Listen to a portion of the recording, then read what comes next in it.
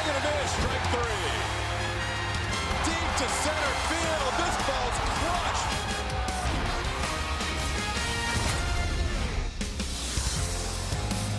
We welcome you to downtown Houston, where this afternoon the Astros wrap up a homestand and finish off a three-game series against the Oakland A's. Rubber game of this three-game set, the A's with a come-from-behind victory last night in 11 innings as the Astros maintain their 6.5-game lead in the AL West, but a chance to improve it to 8.5. Tough loss last night. The good news in baseball, 24 hours later, or in this case, 15 hours later, you can get things turned around. Hi, everybody. Welcome. Todd alongside Geoff Blum and Jeff Bagwell in the booth as well. Surprised it doesn't have a headset on it. This is the booth that Bagwell built. Baggy was with us in the booth last night, and this is one of the plaques that is going to be unveiled. We're going to have Reed Ryan in the booth coming up in the 6th inning. Can't wait. At the end of this road trip, when we get back, it's going to be Hall of Fame weekend, and we're going to see a bunch more of these. They're very nice. So good to have Baggy back, at least in plaque form. But in our Ford Power picture, the Astros started this home standoff with Justin Verlander. They're going to finish it with JV, and in our best power pitcher presented by your local Ford dealer. Yeah, what the starting pitching has done in this homestand is set the tone early on, and it's been great to have them go out there, go 1, 2, 3 in that first inning, and then get the offense out there. The offense obviously very excited to be back home. They've put up big numbers and given these guys some pretty early leads and allowed them to settle in and continue throughout the game. And what they've done also with those great numbers is push that bullpen back a little bit too and save them. Bullpen really needed a breather coming off that last road trip, as you see what Justin Verlander has done at home. He and Garrett Cole, not only two of the leaders in the Cy Young voting, you would think, but right now the best at home. This is a hitter's ballpark, right, TK? But these guys go out and suppress offenses with their wicked, nasty fastball and that sharp break on that slider. So Verlander gets the start today, trying for a series victory as the Astros try to go at 5-1 on the homestand when we come back. Michelle Margot will talk about how the Astros' health has been improving lately.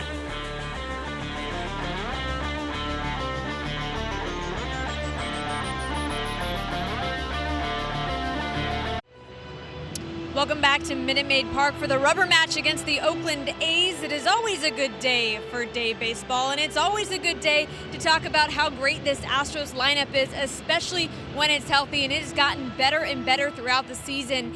In fact, as the season has progressed, the position players are coming back and the power has been unbelievable. Here are the averages by month. Look at those July numbers. The team on average is hitting 287 with an OPS of 880, and that's compared to June where they hit 253. And AJ Hinch said that part of their calling card as an offense is continually putting pressure at every single at-bat, and it is safe to describe the Astros offense as relentless. Jose Altuve came back, as did Aledmus Diaz, and it's about to get even better with the expected return of Carlos Correa. So we will see what kind of trouble they give the A's pitching today.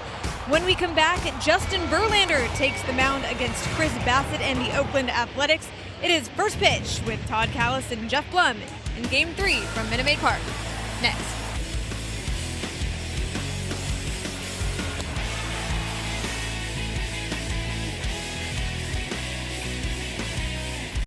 Houston Astros baseball on AT&T Sportsnet is brought to you by Rooms to Go, where you get great furniture prices and delivery is fast and easy.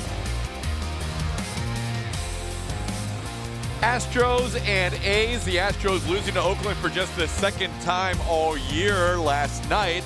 Difficult game.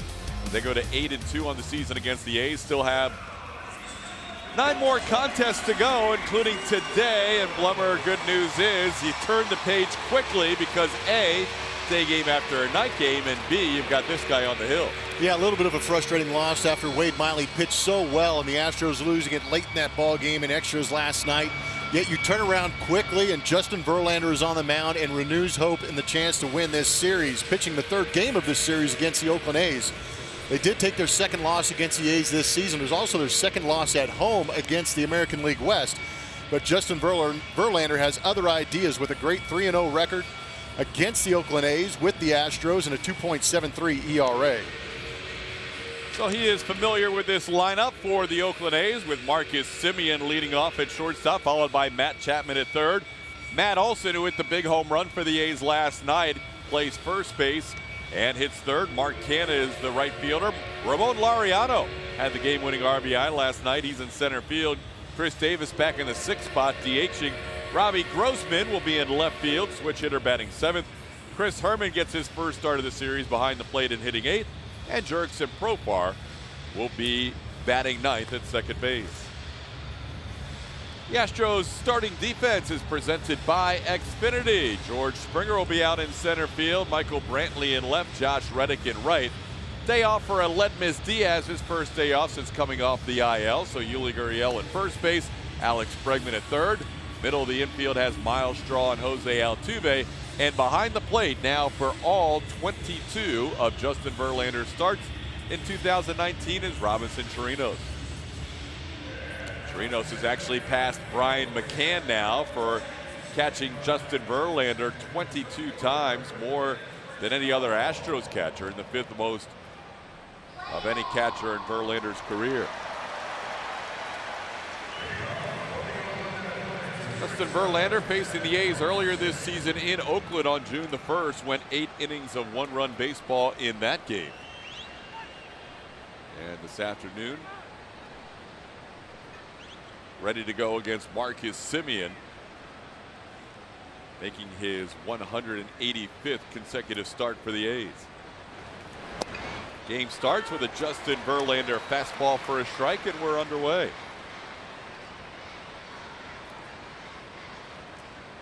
Astros with a day off coming up tomorrow after playing 14 consecutive days out of the All-Star break. Ground ball, Bregman, nice pick to his left, and a throw not in time. It is wide, and the tag unable to be made by Yuli, so Marcus Semien reaches. Tough play for Alex.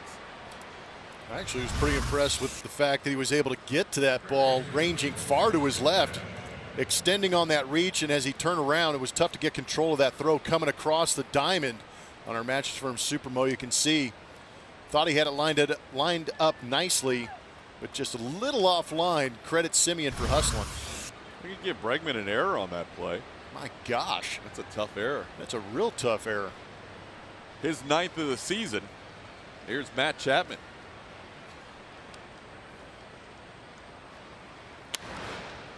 Chapman pops one high in the air. Bregman and Straw, the ball actually hit the roof and adjusted, and Bregman stayed with it. Ball in play because it hit the roof in fair territory. Home plate umpire Ben May was pointing to fair territory. With that ball elevated, we've seen it several times, hitting those girders up there that hold the roof up. Credit Alex Bregman for staying with that too. That was a great play. Home plate umpire Ben May was pointing to John Tumpain behind home plate. Bob Melvin asking what's going on, why is that in play? And the ground rules are pretty simple, right? Yep. Foul ball, dead ball, fair ball, ball in play.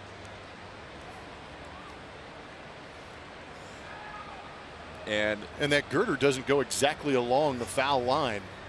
Now they're going to confer, and it was a pretty obvious call based on A, where Alex Bregman was camped under that pop-up, and B, Tumpain was watching it the whole time. Yep. So this is one where AJ will have a huge problem if for some reason it's overturned. But that ball, as Matt Williams explains it to Bob Melvin, that ball hits in fair territory.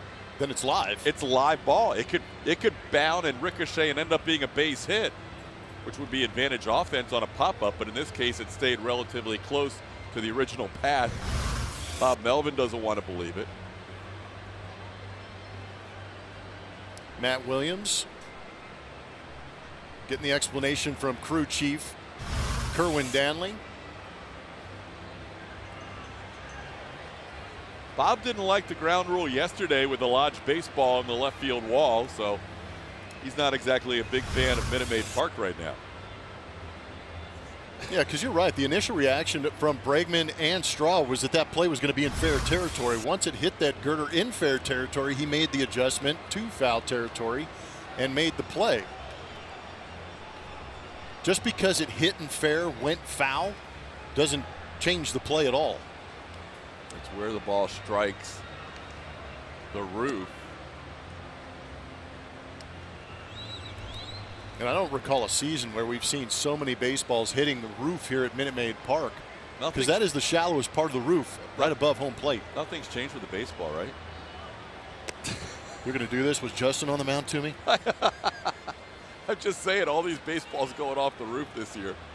No, you know what? I'm to the point now where I believe it. I think there is something different about that baseball, and I really hope that when Reed Ryan's in here in the top of the sixth and we talk about the home run derby, we use the baseballs that are game worthy in that home run derby, because I could use some extra life. Team President Reed Ryan will join us in the booth in the top half of the sixth inning. All right, guys, we know it's a fair ball. Yeah, just make a decision, stick with it. Here we go. No, this Verlander's got to be hot. He wants to get this game going. He is. He wants to join that conversation right now and say enough's enough. Let's make this call. You got it right, and we play baseball. So there we go. A's aren't happy about it, but Matt Chapman's out. Moving on. That was a long discussion after the decision was already made. Yeah, human rain delay. Here's Matt Olson. Wade Miley would have already been through a couple of innings by now.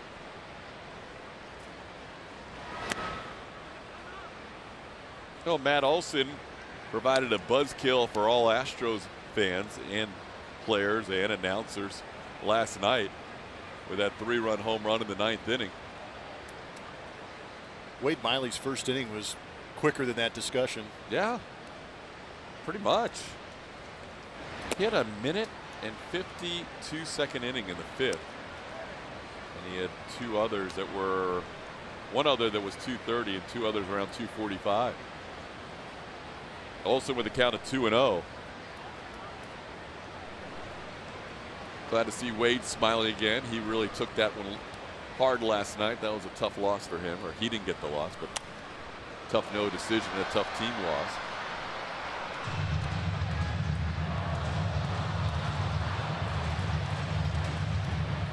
But once again, a lot of people can point to the 9th inning, but the offense put up a total of 2 runs. That didn't help either going into the 9th. Yeah, they had opportunities late in that game, all throughout that game, to really actually push Mike Fiers out of that, especially that way that second inning was going. But Mike Fiers tightened it up and mowed right through the Astros offense and kept them at 2 runs. 2-2 the count to Olsen. Matt Olsen comes in with 21 home runs. See what he's done in his last 5 games. He's hit in 17 of his last 18.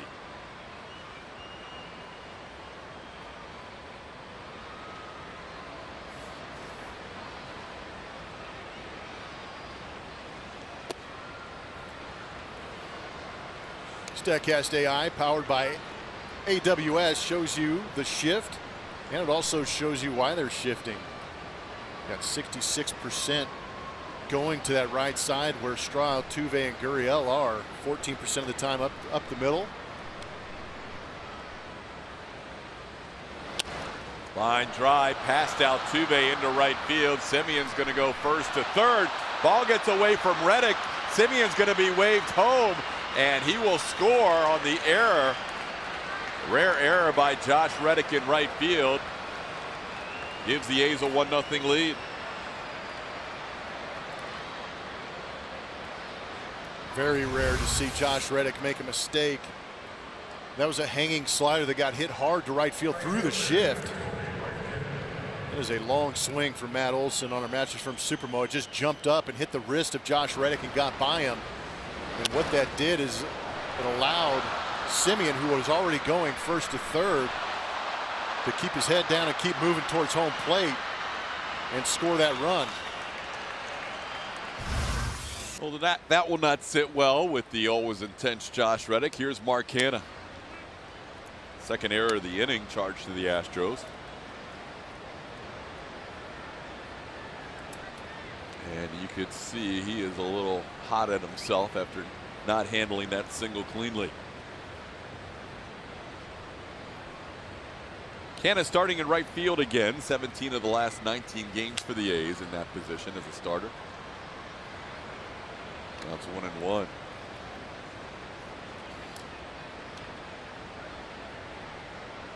I feel like Baggy's right over my shoulder.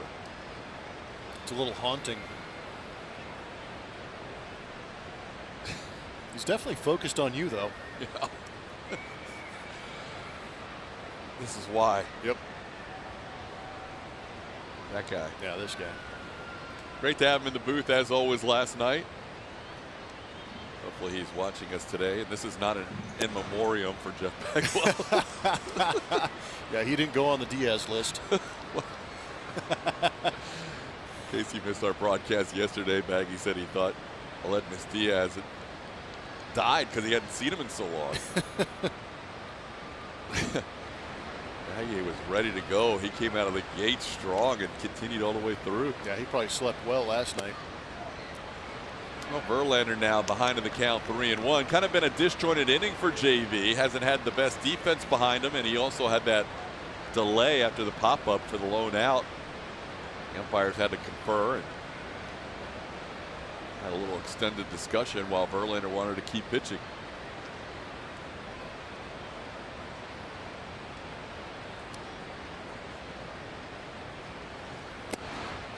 Beats him with a fastball up. Cannon may have left the zone. The count's full. Cannon trying to get after that fastball up in the zone on our MD Anderson strike zone, out of the zone. 96. Justin averaging 94.6 on the fastball this season.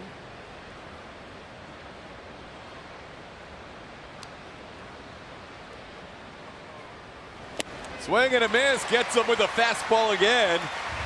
Justin picks up his first strikeout. 2 away in the inning. Might have been one of those at-bats for Justin where he recognized the hitter maybe being a little bit tardy on that fastball, trying to get too big, so he decided to double up with it. Threw a better pitch in that 2-strike count, yet still got the swing and miss. Here's Ramon Laureano. Laureano with a big hit in the 11th inning for the A's, giving them the lead. At the time, Laureano thought he gave his team a 2-run lead. Turned out to be a 1-run lead because the play was overturned for a lodged ball in the left field wall. Laureano's 54th RBI of the year proved to be a game winner for the A's.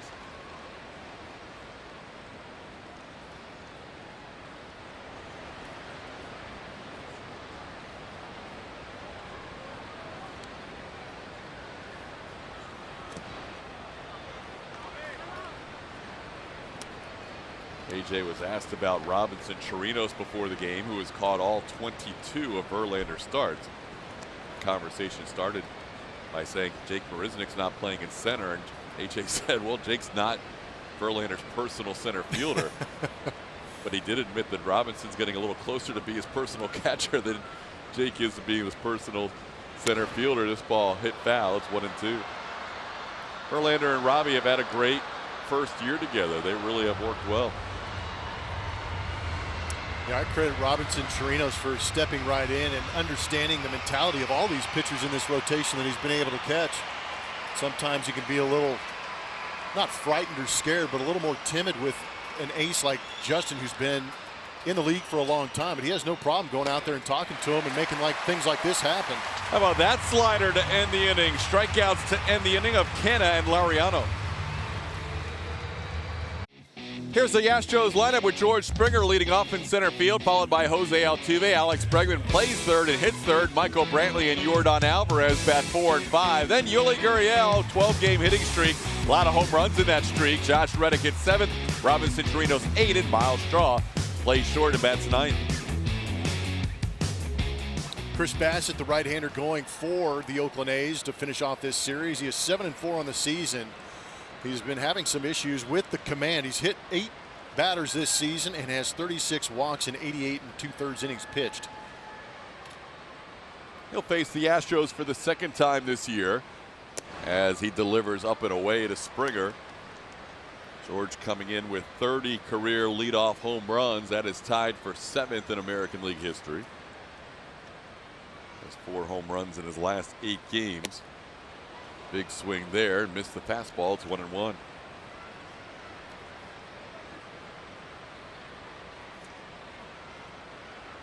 Bassett's fastball will be around 93, 94. Throws a 2-seam and 4-seam fastball.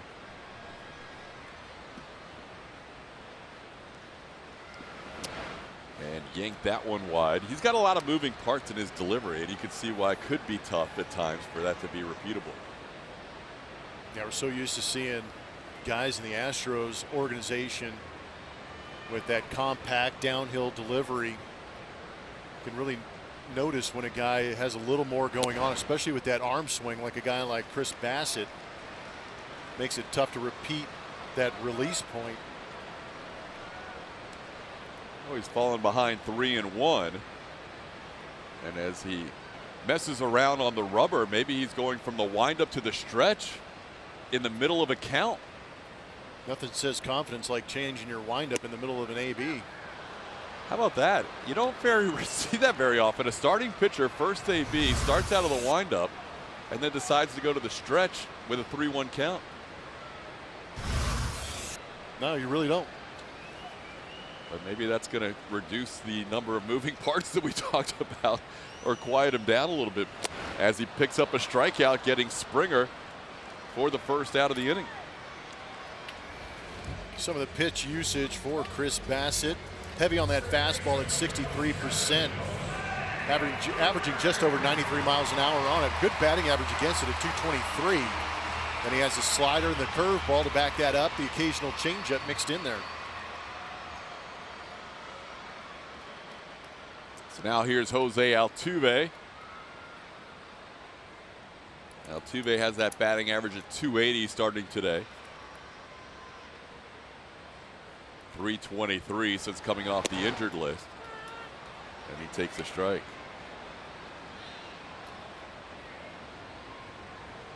Here you see his numbers since the end of June. Been a long road back for Altuve to try and close in on 300.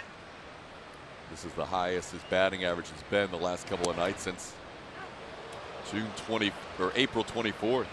Down to the count here, 0-2.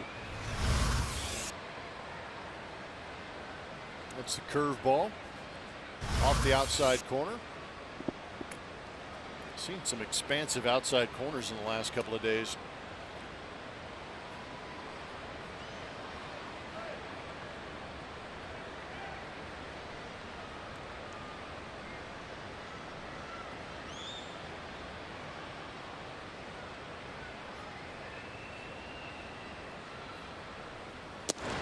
That's a strike at the knees.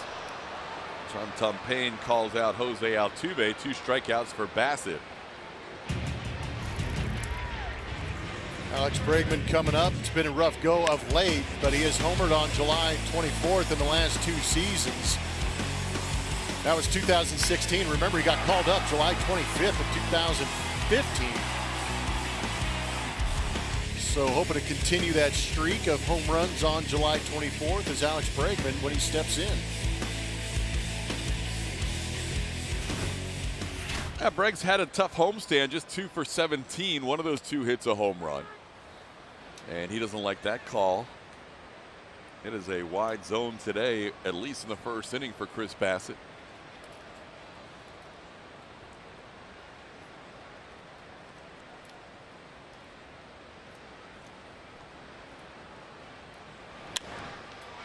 Towards third, that's a foul ball.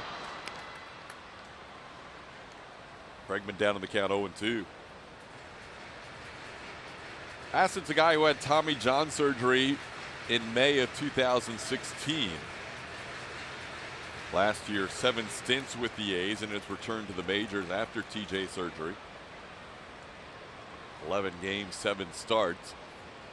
This year, Bassitt started the year on the injured list, then moved to AAA Las Vegas before joining the A's for his first start on April 22nd.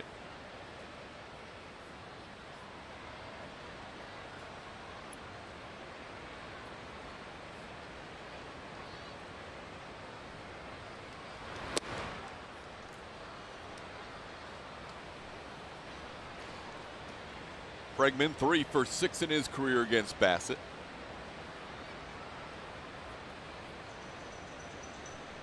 Astros down early on an unearned run scored by the A's in the top half of the first.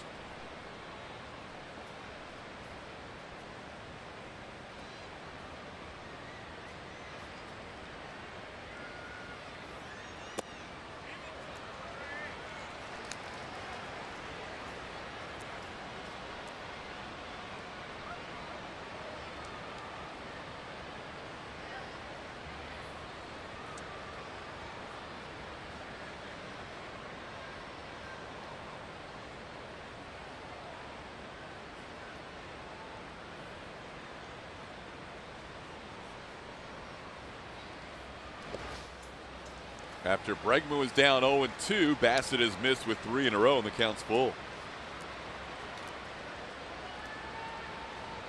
Astros day off tomorrow. Day game today, though, for the A's travel schedule. Oakland will head back home after this game and play tomorrow to start a 4-game series against the Rangers.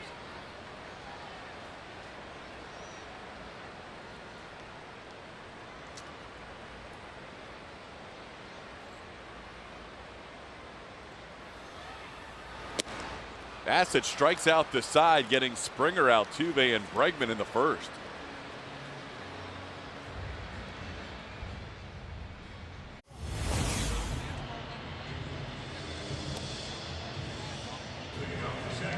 Head over to our AT&T Sportsnet Twitter to vote in our Chevy Stroll poll. With a week to go before the trade deadline, which starting pitcher do you think will be traded first? A, Matthew Boyd with the Tigers. B, the Rangers' Mike Minor. C, Robbie Ray from Arizona. Or D, Marcus Stroman with the Blue Jays. Gotta love the week before the trade deadline, guys. Yeah, it's going to be fun, Michelle, no doubt. And hopefully the Astros will be participants in that trade movement going into the deadline. No longer can you pick up a guy like Justin Verlander after July 31st, so everything has to happen in one deadline this year for the first time. Should make things exciting. I think if we did that Stroh poll a week ago, Madison Bumgarner may have been on that list, but all of a sudden the Giants are playing better than anybody in the major leagues. First time they've been in second place, I read that today, since April of 2018. How about that? Yeah, making a strong push. Bochy's last year. It'll all go down between now and next Wednesday with the trade deadline approaching. The Astros will be in Cleveland.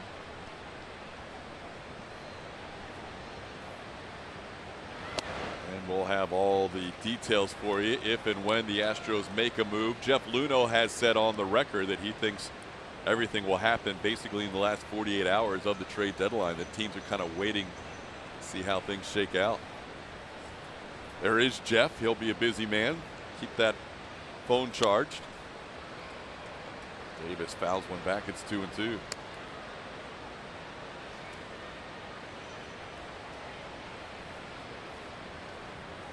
So what the Astros roster looks like today and what the Astros roster looks like when they come back home for the next homestand next weekend, a week from this upcoming weekend, will be a little bit different.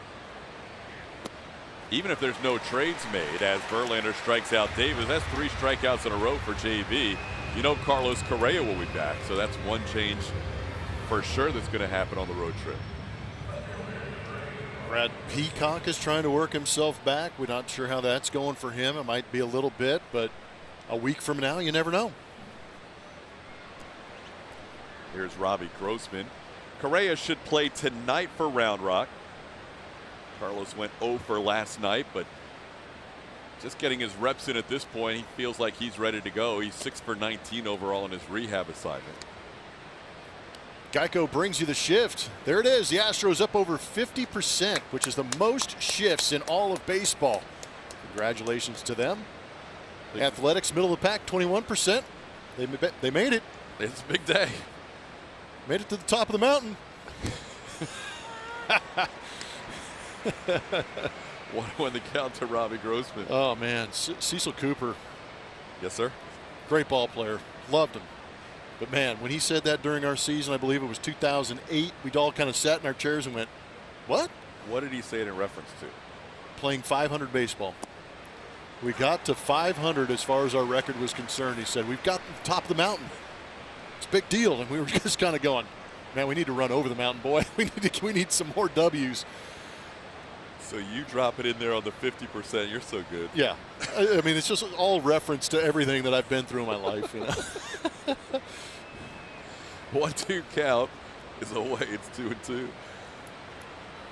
Yeah, that's not quite the top of the mountain. Yeah, I wasn't convinced. It felt good not to be a losing team. Right. Sure. No, reaching a milestone is one thing. Yeah. But saying, hey, we can't go any higher than this. I mean, we didn't know how to take it. We were like, is this like a knock on us, or is he like really proud of making us the 500 team? I don't know how to do it. 2-2 pitch, called third strike, 4 in a row for Verlander. All of a sudden rolling along with the strikeouts. 2 outs in the inning.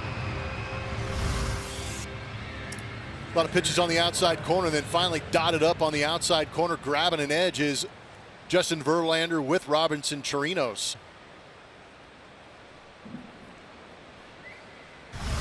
Grossman didn't like the call, but Tom Payne has been calling those pitches on the edges, and that one looked like it had plenty of edge. I was going to say, that's a lot closer than a couple we saw against the Astros in that previous inning for Bassett. Here's Chris Herman. Herman from Tomball, Texas, was involved in a little bit of Astros history last year as he faces the Astros for the first time in 2019. He was a guy for the Seattle Mariners who hit the walk-off home run against the A's that allowed the Astros to start celebrating late night in Toronto as they wrapped up the American League West, thanks to Chris Herman. The Astros were all watching on TV back at their hotel in Toronto. And the celebration would wait till after the game the next day. But it was kind of a cool feeling going to the ballpark at the Rogers Center for that game, knowing that there would be a celebration, win, lose, or draw. So Chris Herman, a local product, helping out the Astros last year, now facing Houston. Only his 11th game of the season in an A's uniform. Started the year on the 60-day IL. Had his right knee scope during spring training. 13 games at the AAA level, and now hits 11th game with the Oakland A's, getting his first start in this series.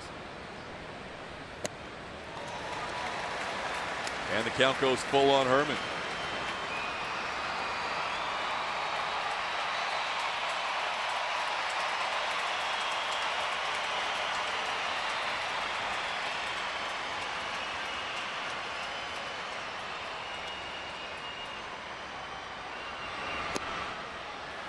Just missed the top of the zone. That's one Verlander wanted. He started to ease his way towards the dugout. I think with good reason, too. MD Anderson's going to give us an idea of where that pitch actually was. Right at the top of the zone, it grabbed a large portion of it, but he did not get the call. Reaction from JV. Thought he struck out the side. Yep. Pretty stoic reaction, but he wanted that call. Here's Profar, Jurickson Profar. Second start of this series. Think about the evolution of the strike zone that Justin Verlander has seen throughout his career. Starting in 2006, I believe, and then all the way here to 2019. Seen it go from short and wide to a little bit taller, a little bit wider. Now it's trying to tighten it up with a little bit taller. No doubt. Wonder if he's going to pitch long enough to see robo-ups. No, I'm sure that would thoroughly excite him. He'll figure out a way to manipulate that. Truly. Like everything else. He is a creature who studies the game and adjusts as well as anybody. Yeah, it's actually a credit to him, the longevity and the ability to adjust with his stuff to stay around this long, number one, but still be highly effective at 36 years old. Because in the game of baseball, 36 nowadays is relatively old, but he does not look like it when he's on the mound. 15th season. 11 of the last 12 seasons he's had 200 innings or more. The only year he missed during the last dozen was 2015.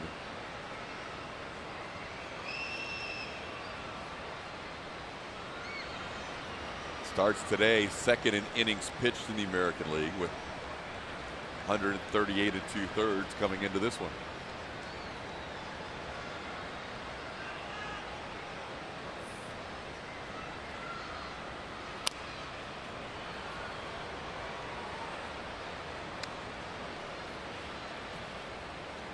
Let's take a look at TD Ameritrade's The Right Call. Justin Verlander at this age has the best whip.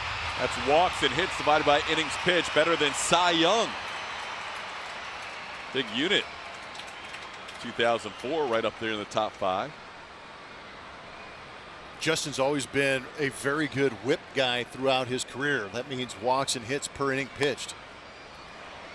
Gets a ground ball here. Easy play for Yuli. Steps on the bag. Yuli will bat next inning. It'll be Brantley, Alvarez, and Gurriel. Does more is presented by HEB. Michael Brantley doing all kinds of damage at home this month. He is 16 for 25. That OPS with the batting average, the on-base percentage, and that slugging. He's got a couple of home runs mixed in there. He had 2 in one game the other night. 1827 is the OPS. Uncle Mike has turned into Big Mike here at Minute Maid Park. Yeah, nice to see those kind of numbers for a guy calling Minute Maid Park his home for the first time. That is an incredible OPS number for the month. Playing his final game in July here at Minute Maid Park. Brantley has also reached overall on 19 consecutive starts as he takes one outside. Just DJ LeMahieu, a better batting average in the American League than Brantley. Comes in at .330.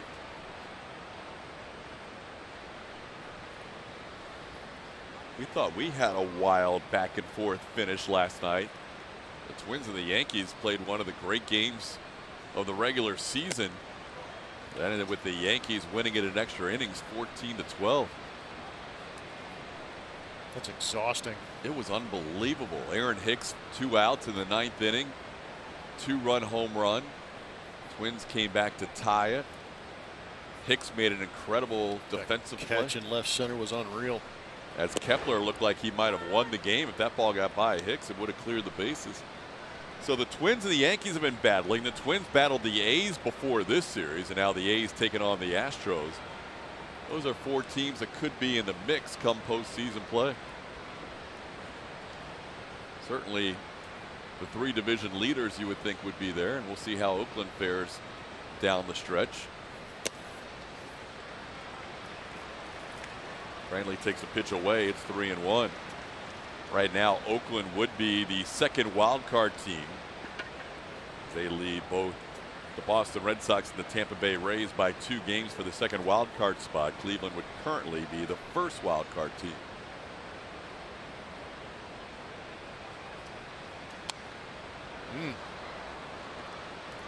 Uncle Mike is trying to get another home run. He was ready to drive that pitch away.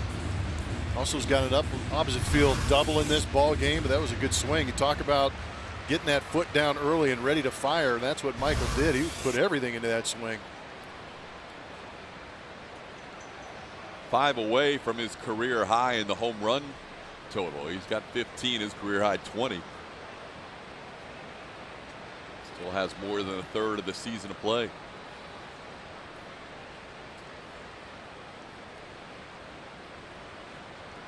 I wonder if that 3-1 fastball swing you saw from Brantley might lead to some issues with the pitch that Bassett wants to throw right here. Stepping off, trying to reset the signs with his catcher Herman.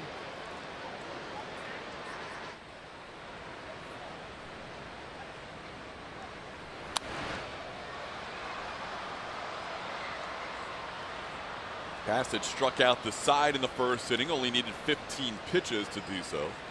A couple of swinging strikes and a called third strike.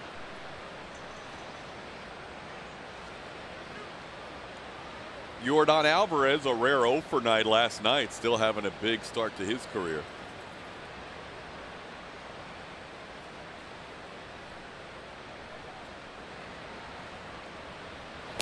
Brantley goes down swinging. Bassett has struck out the first 4 batters he has faced today. 1 away in the second.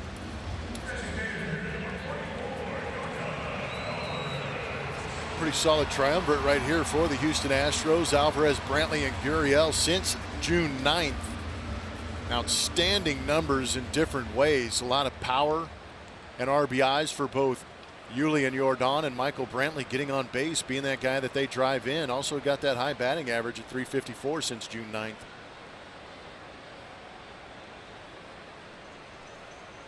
Jordan, despite an 0 for 5 last night, still coming in with a .328 batting average and a .1086 OPS.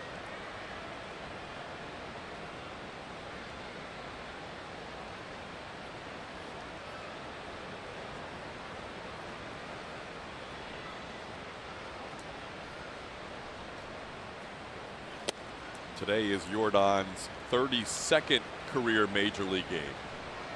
He has 35 runs batted in. The only two players in the history of baseball who have had 35 RBIs or more in 32 games, Albert Pujols and Ted Williams. It's pretty solid. Like that company. Pujols had 35 in his first 32, and Teddy Ballgame had 36 in his first 32. And Jordan starts the day with 35, playing his 32nd game. Got a chance, despite a June 9th call-up, to be American League Rookie of the Year. 2-2 the count. Bassett's never been a huge strikeout guy before. In fact, his highest total was back in 2015 against the Astros. Happened on August the 9th. He does have a strikeout high of 9 this season. But just one time in double figures. That was against the Astros 4 seasons ago. And he gets his 5th strikeout of 5 batters. Bassett gets Alvarez looking. 2 away in the second. Must be something highly deceptive in this delivery. You mentioned it early on, TK. There's a lot of moving parts. It's a large arm swing behind his back before he comes forward. And it really seems as if he is hiding the baseball well enough to keep the Astros off balance and behind the baseball, if not just taking it well within the zone like we just saw for strike 3. Now Yuli, hottest hitter on the planet right now. And he sends one into center field. Laureano is there. First Astro to put the ball in play, but a 1-2-3 inning for Bassett.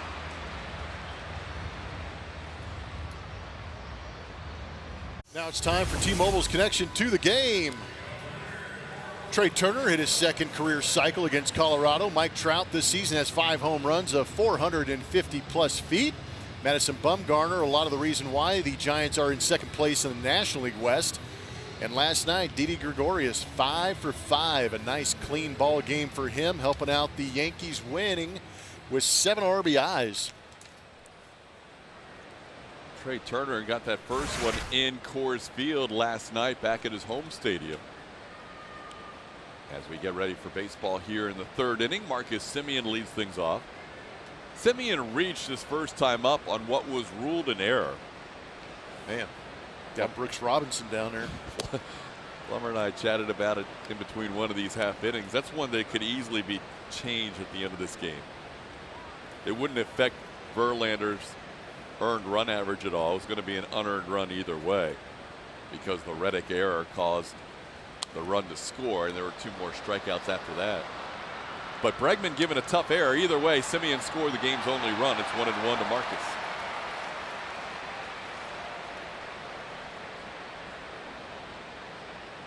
JV's allowed 1 hit and 1 walk through his first 2 innings. When he faced the A's in early June, the first day of June, he allowed 4 hits and 2 walks in 8 innings.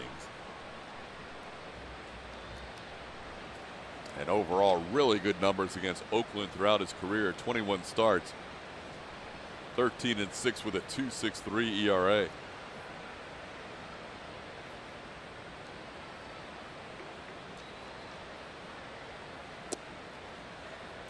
This is wide to Semien. It's 3-1.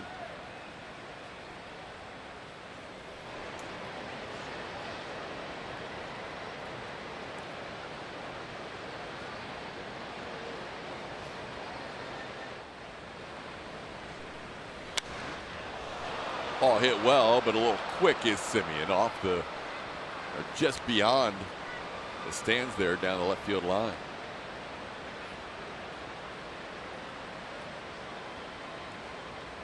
It's going to end up in somebody's St. Arnold's beer. I think you're right.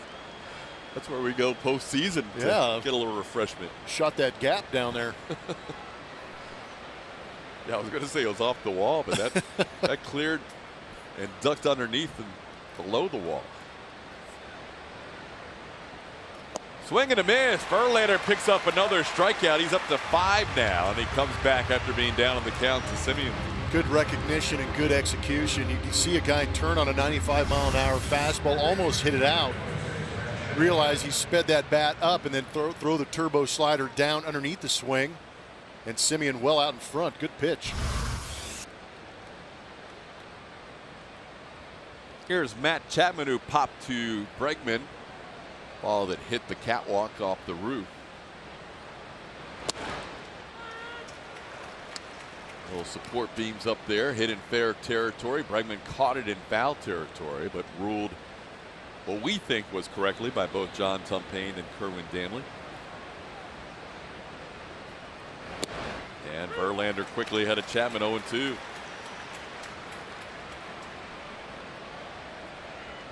Verlander's 3rd start since picking up his 2nd start in an All-Star game.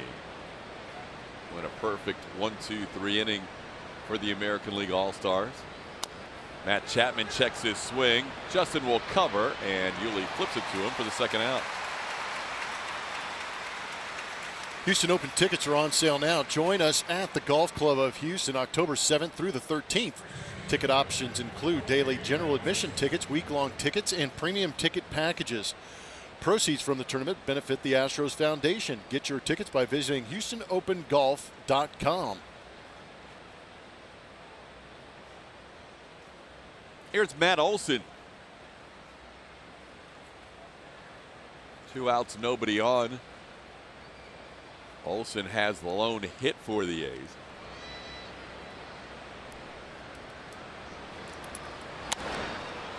Sends this one to left center field, pretty deep. Springer and Brantley back. Brantley on the track, makes the play. 10-pitch inning for Justin Verlander, a 1-2-3 third. This hometown moment is presented by Blue Cross Blue Shield. Scott Kazmir on this day 4 years ago debuts with the Astros. He was acquired in a trade with the Oakland A's. Went 7 innings of no earned run baseball. Kazmir facing the Kansas City Royals. Local product from Cy Falls High School right here in Houston. Taking his Astros debut 4 years ago today. Here's Josh Reddick leading off.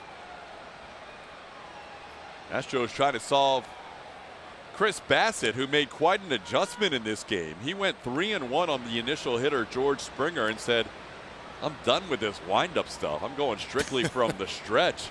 And it's worked well for him. It's unreal. And Reddick pops one into shallow center field.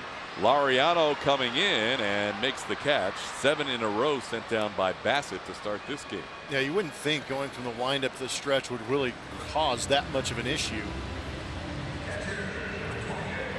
We mentioned the moving parts, and it seemed like in that windup he was yanking the first few pitches he threw to Springer. Yeah, it seemed like a little more movement to an already large movement he had, and it created some release point issues, and he toned it down quickly coming out of the stretch. Robinson Chirinos trying to build off that first start on Monday against the A's when he had 3 hits and a walk, matching his career high with those 3 hits. Bobby takes a look at a pitch on the inside corner for a strike. It's 0-1. Astros scored 11 runs in that game on Monday, but all 11 of the runs came in the 2nd and 3rd innings. Since then, the offense has been a little bit dormant. They had 5 more innings in that game, plus 11 innings yesterday. That's 16 innings of baseball, and the Astros have scored a total of 3 runs since that 11-run outburst in 2 innings.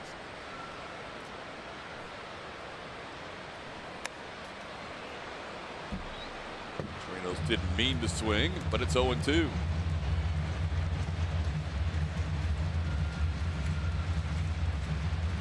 Astros play the A's today, and then they will have 2 more series of 4 games apiece against Oakland. In Oakland in the middle of August, and back here the second week of September.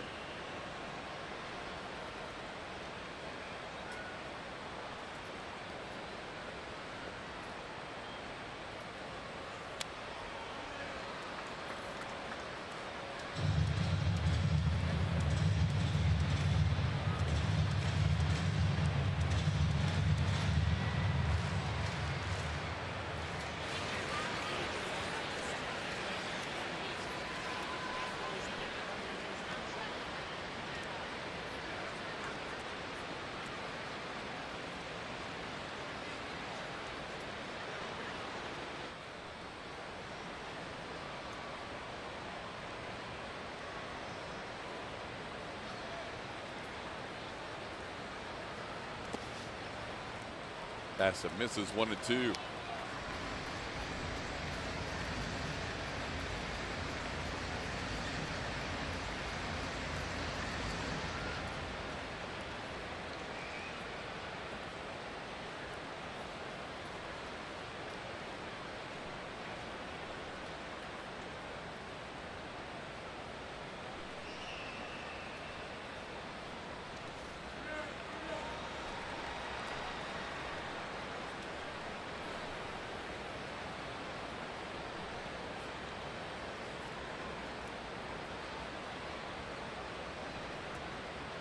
Throws that curveball, really is a high looping curveball. A lot of depth to it. Throws it around 70 miles an hour. Slider or cutter comes in around 88, 89. Chirinos breaks his bat, and he's the first base runner of the day for the Astros. Chirinos heading to second, and he will get there with a 1-out double. That's a peach, huh? Get absolutely destroyed on the inside, fight it off the other way, and just drop that grenade out beyond the reach of Matt Olson and just in front of Mark Canha, and have the right amount of spin to get it away from everybody, and it turns into about a 150-foot double. Nicely done, Robinson. That is a 5-game hitting streak for Chirinos. And I think a lot of the reason is, even though he got blown up on that pitch and he went the other way, he's done a much better job of taking those pitches away and going with them and to get those hits and start that 5-game hitting streak. Yeah, the start of the month of June all the way through this recent stretch was difficult for Chirinos, and now good to see him try and finish the month strong as Miles Straw takes a strike. Straw getting the start today at shortstop. See his numbers on the year. Straw making his 13th start at shortstop for the Astros.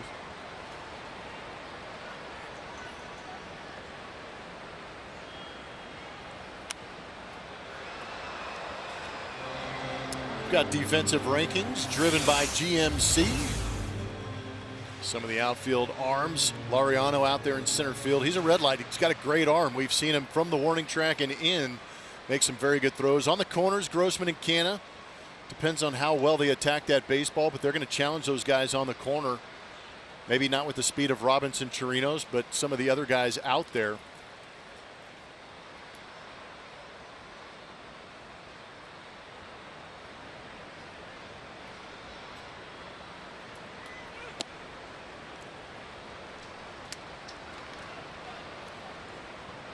Straw with a count of 1-2.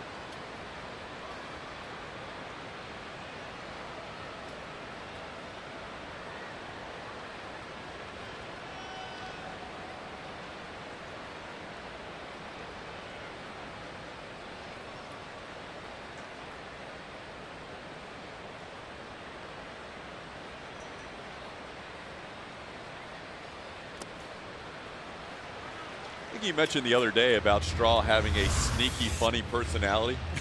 How about this Chris Davinsky imitation? I love the best part is after release and that strut around the mound. That is money. Getting the throwback. Got to keep it loose. There's always one guy in every club that can impersonate everybody on the team, and that was really good by Miles. It's the guy who has a lot of fun with Yuli. He's friends with everybody on the team, and he obviously has the Devo strut down pretty well. Yeah, that was special.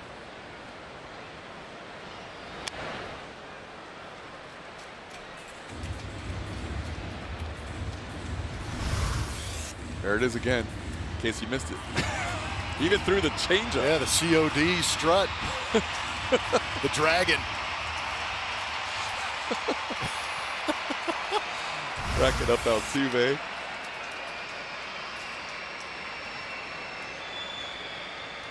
Boys in the bullpen probably enjoyed that little video.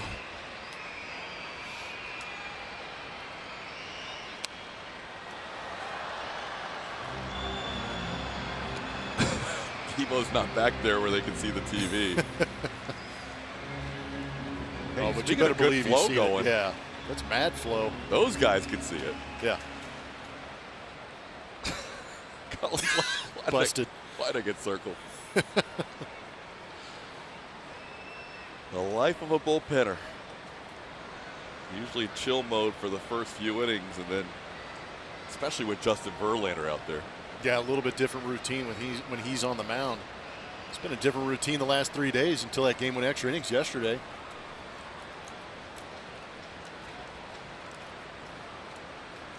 Straw got down in the count, now even. Continues to see more pitches per plate appearance than any other Astro.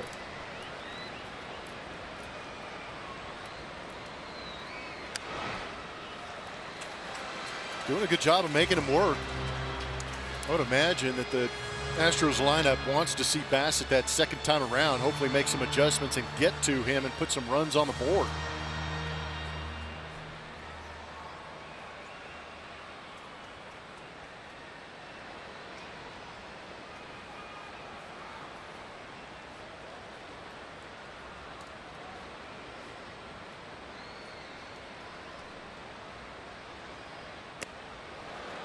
Curveball that we said comes in around 70 was nowhere close. In fact, Straw had to duck out of the way. It's a full count now.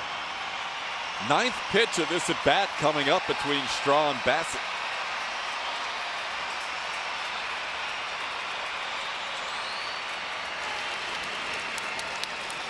Bassett has gone to 3 previous full counts and ended every one of those at bats with a strikeout. Mentioned at times his command can be off. Has not walked a batter to this point.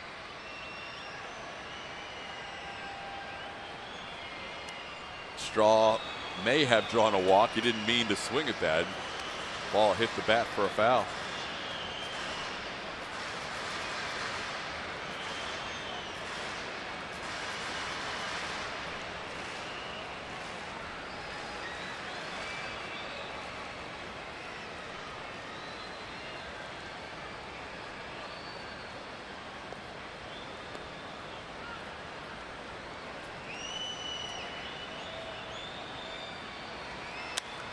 Into center field, Laureano moving back.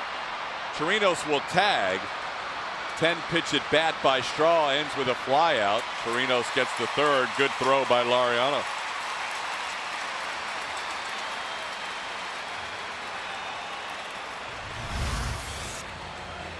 Chirinos taking a chance on that good arm out there in center field and makes it. That was a really good angle as a throw too, because you could see how Laureano had to start that ball because he knows he has that natural tailing action. Start that ball up the line a little bit. This guy can throw as well as anybody in the outfield, as we said earlier.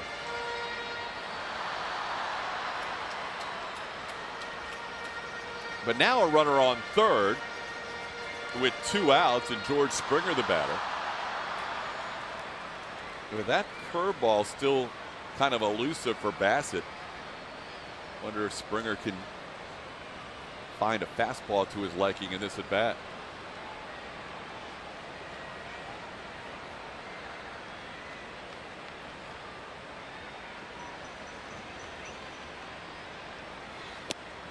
does get a fastball called strike.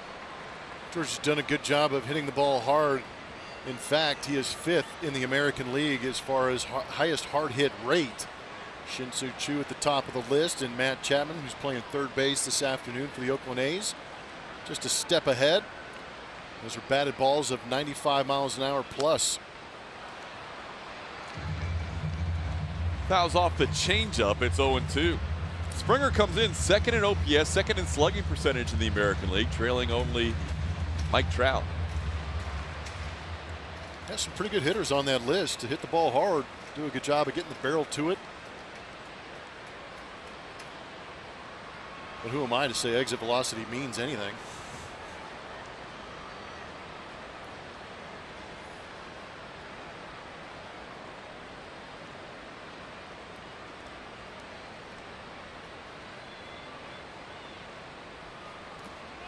He does throw him the curveball. But you're right about he has not been able to locate that pitch at all. He missed high earlier to Miles Straw, and that one right there overcompensated, really yanked it down out of the zone.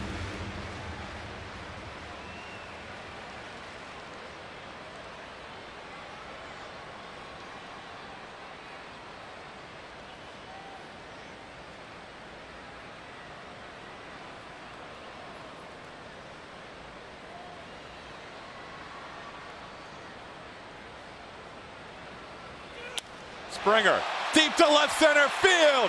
This ball is gone. George Springer finds that fastball he was looking for and hits it out for his 23rd home run of the year. Second go around, George has made the adjustment, but you are exactly right, TK. Recognizing the curveball's not getting over, the occasional changeup that he's not comfortable throwing, and then he gets a fastball he can handle and does not miss it. This ball is launched. Up in the zone, out over the plate. George with that quick, strong stroke puts that thing out of here at 106.7 miles an hour. Estimated 421 feet.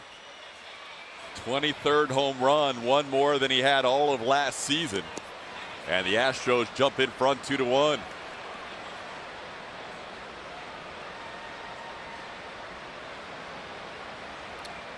Well, there you go.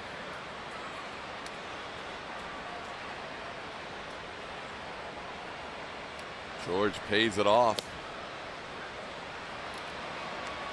Solid strike to Altuve. It's 0-2. Altuve got down to the count last time 0-2 and struck out looking.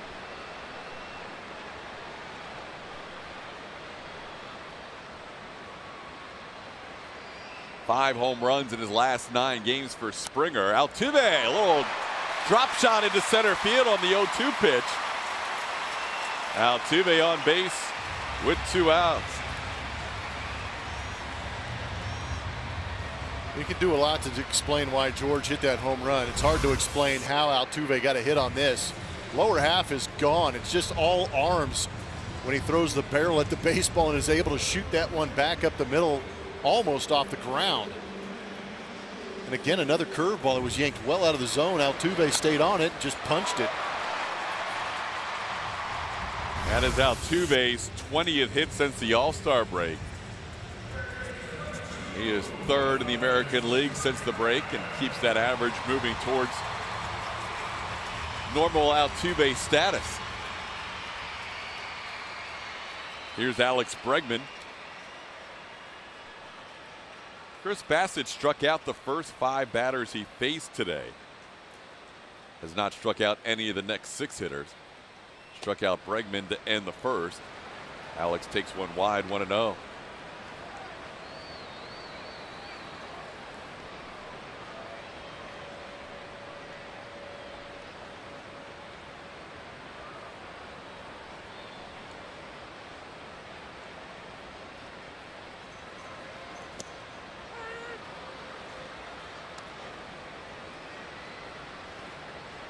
Bassett came into this inning with 28 pitches in the first 2 innings. He's about to make his 28th pitch of this inning. Torino's double, Springer home run, Altuve single.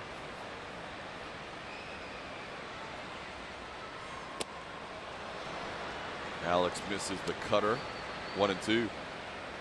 And you just saw the number pop up off the bug on the right-hand side where it said he's average against him in the first time through the lineup 177. It jumps to 271.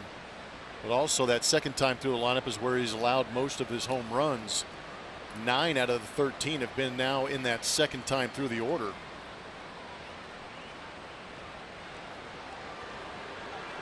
And Altuve adding to that batting average with that base hit up the middle.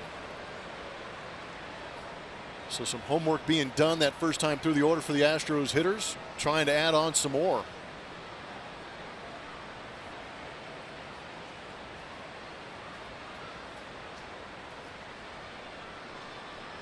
Altuve on the go, and Bregman fouls away the 2-strike pitch.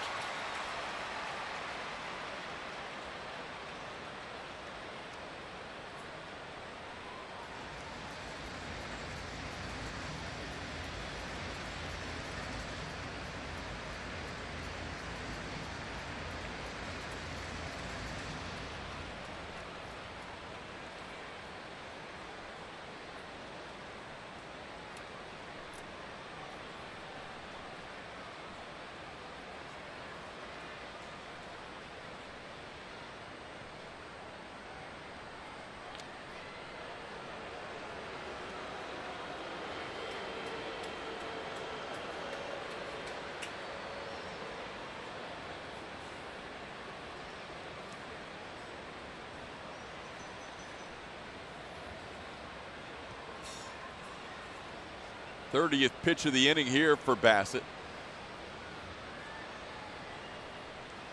As he gets Bregman looking for a called third strike. Astros score 2 in the inning. But it was a big swing from George Springer, an elevated fastball, and he decided to elevate it to left center field, 421 feet. Springer dinger putting the Astros ahead 2-1. A lot of love going around. Verlander goes to the mound with the lead for the first time. He'll face Mark Canha, Ramon Laureano, and Chris Davis. He struck out all 3 of those guys their first time up.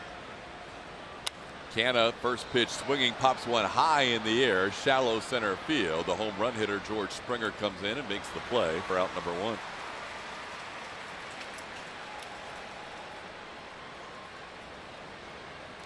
Verlander 50 pitches through 3 innings today.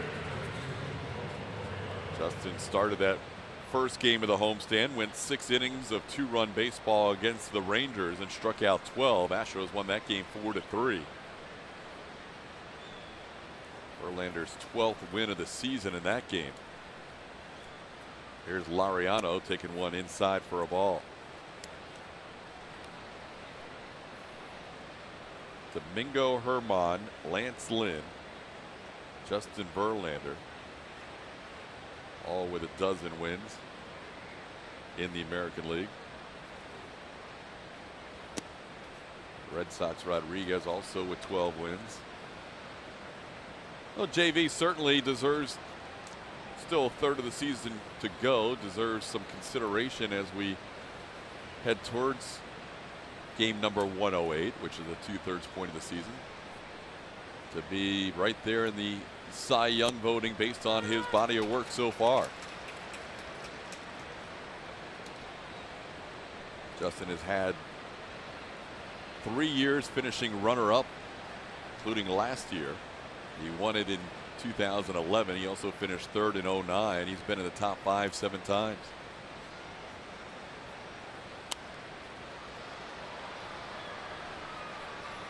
Got to think it's a matter of time before our buddy Jeff Bagwell gets to watch Justin Verlander's speech. JV wants to pitch until he's in his 40s, so he might have to wait for a while. Yeah, it's going to be a good while. 5 years after he retires, man, that would be pretty impressive to watch. Swing and a miss. High fastball against Laureano.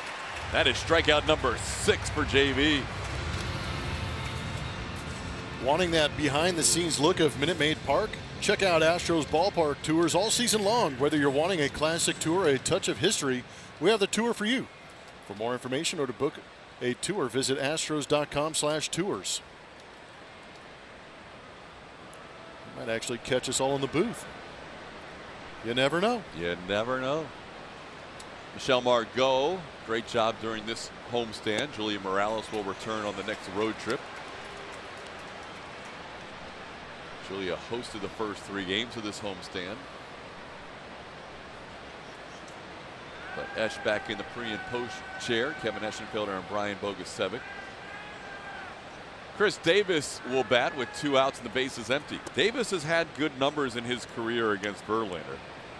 Even with the strikeout his first time up, he's now 6 for 15. 4 of those 6 hits are home runs.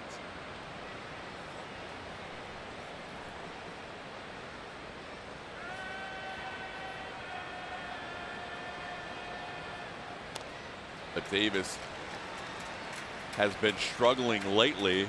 Bob Melvin has moved him from the 4th spot to the 6th spot in the lineup, as he has batted .189 over his last 25 games without a home run.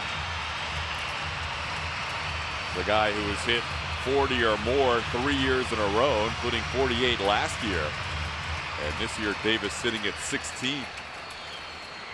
It's going to take some work for him to get back to 247 also. That's right.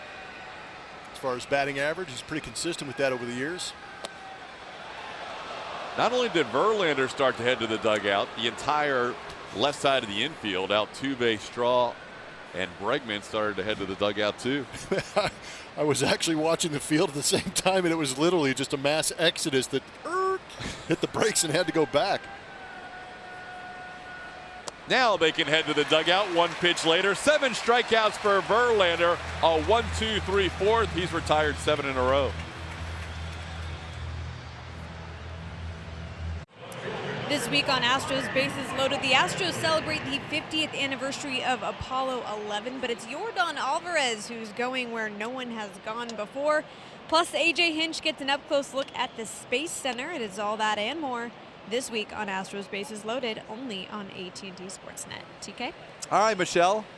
Michael Brantley leads things off against Chris Bassett. Brantley struck out his first time up. Michael will be followed by Yordan Alvarez and Yuli Gurriel in this inning. This should be the final game without Carlos Correa in the Astros lineup. Currently, AJ has Brantley and Alvarez back-to-back in the lineup, a couple of lefties. And he says he hasn't pondered too much about how that lineup will look once Correa comes back. So it'll be interesting to see where Carlos slots in. I mean, this trio of Brantley, Alvarez, and Gurriel, so good, but you've got to think Correa will be somewhere in that mix. Yeah, I just envision him maybe sliding in between Brantley and Alvarez. But it's hard because you want these guys to get as many ABs as they can, because the more at-bats they get, the more opportunity the Astros have to win. I agree with you. I think that's the likely choice. But then, as you say, now all of a sudden Yuli bats 7th. I know. And might not get it at bat till the 3rd.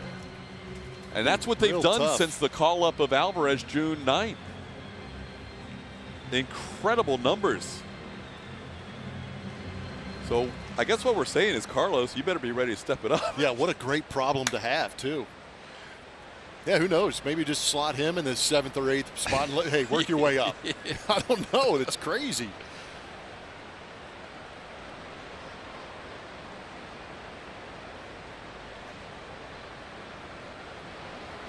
That one makes Brantley skip out of the way at the plate, and the count goes full. You mentioned the hit batters by Bassett this year. Well, you can tell with some of the pitches he's missed with. He's missed badly. And luckily you missed Brantley.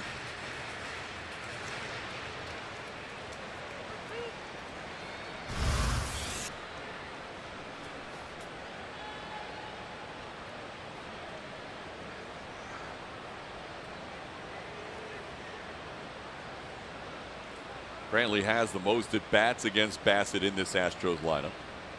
Last time when he struck out was the first time he struck out against Bassett. This time he grounds one towards first. Picked nicely by the Gold Glover Matt Olson, and he makes the play to pass it for the first out of the 4th inning.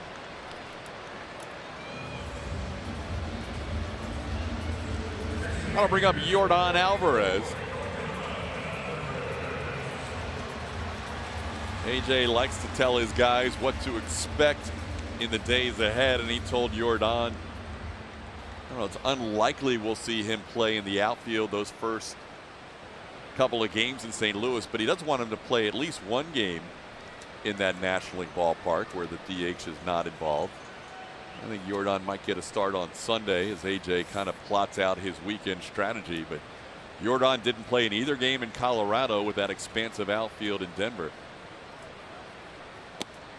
Yeah, I think it's that 3rd game in the series that really kind of irks AJ. He doesn't want him to have that many games off. 2 games is pushing it, 3 games unlikely. It's a modest field out there at Busch Stadium in St. Louis. Got to pick the right pitcher on the mound too. You know AJ's going to take that into account. That has popped up on the deep part of the infield. Chapman is there. It's 2 away. Get Out Play is presented by Toyota. A little fun with Yuli in the inside the park home run. We saw Jeff Bagwell's reaction. Watch the dugout. Tony Kemp realizes what's about to happen. A little more interest as guys step forward, and here we go. It's happening.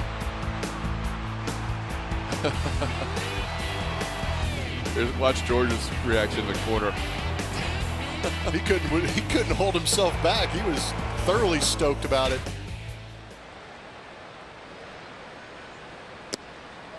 There's an interesting note about that home run for Yuli with Bagwell and watching him cheering. Yeah, Bagwell owned the Astros franchise record for home runs in the month of July prior to Yuli's inside the park home run. Bagwell hit 11 in July of 1994. He and Yuli shared the franchise record. And then with Bagwell in the booth last night, he was up and cheering like a fan as his record was being broken by Yuli on the inside the Parker. That gives you a really good idea about Jeff Bagwell. Number one, he has no idea how good he is. The second is he's cheering these guys on like crazy, like the rest of us. He doesn't like to admit how good he is. No. He's almost uncomfortable with it. The all-time record Baggy still owns. Yuli has a shot at it because he still has a few days left in July. The whole Cardinals series and the first 2 games in Cleveland. 13 for Baggy. June of '94 is the all-time record for any month of any Astros season.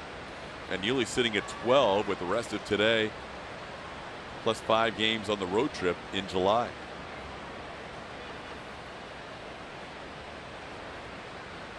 That ball scorched up the middle, past Bassett, past Profar. That's a 13-game hitting streak for Yuli. A clean single to center. Let's go back to the Baggy reaction on that inside the park home run. This is also synced up. Into center, Laureano. Oh, that's a home run. Gets to center field. Yuli on the move. Let's go, Yuli. Yuli's getting to third. He's going to be waiting through. Come on, Yuli. Here comes the relay throw by Verlander. Yes. Inside the park home run. Rapina, another home run. How great is Baggy? He's the best. Just watch his franchise record go by the boards, and he couldn't be happier.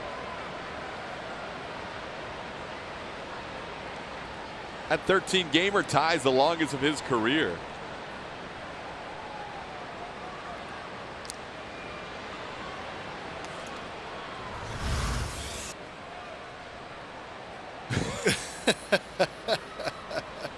It took Yuli a good 5 minutes before he felt like he was back to normal.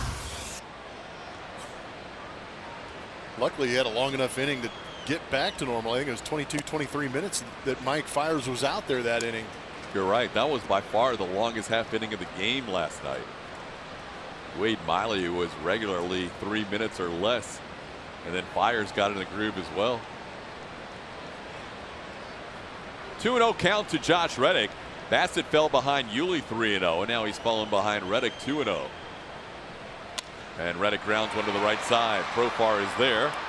And that'll do it for the Astros in the fourth. We head to the fifth inning, 2-1 Houston.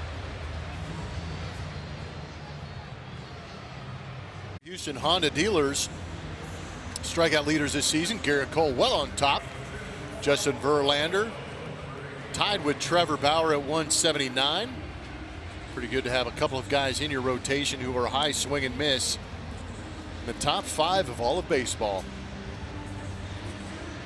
Pretty good list, and Verlander a chance to move into second in the major leagues before the end of this one. No more milestones for his career until he gets to 3,000. He's already eclipsed Frank Tanana, Cy Young, Mike Mussina, the Hall of Fame inductee this year, Mickey Lolich, and Jim Bunning this season on the strikeout list. Justin currently sits at number 18 all time. By the end of the year, though, he could come very close to 3,000. That's the next big milestone. Currently, with his 7 strikeouts today, he's sitting at 2,885. Robbie Grossman struck out looking his first time up. There you see who's up next. Moving target was Sabathia. The next stationary target will be the Hall of Famer John Smoltz.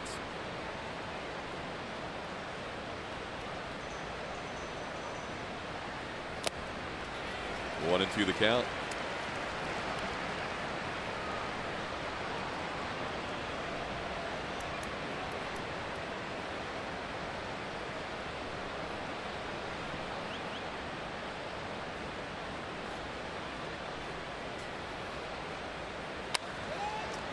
Yuli takes it himself at first base on the hard hit ground ball by Robbie Grossman.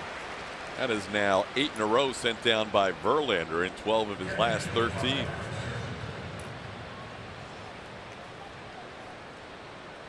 Last batter to reach, the guy coming to the plate now, Chris Herman, who drew a walk.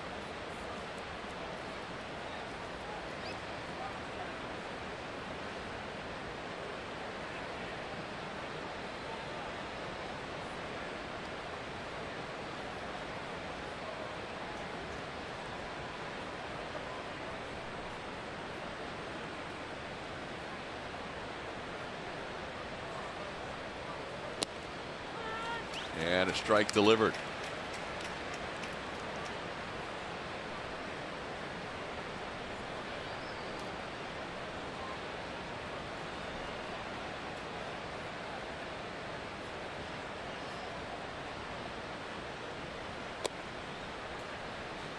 Verlander closing in on 200 strikeouts.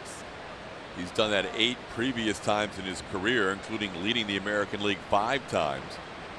Last year being one of those 5 when he struck out on American League best 290.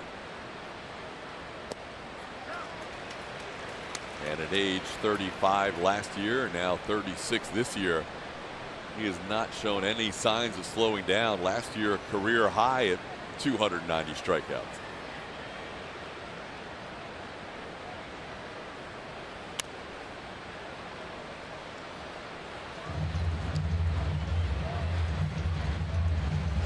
Definitely one of those guys you don't think about age when he's out there, even though he's got that number next to it at 36, because he gets on the mound and I guarantee you everybody that digs into the box against him is not thinking about the age.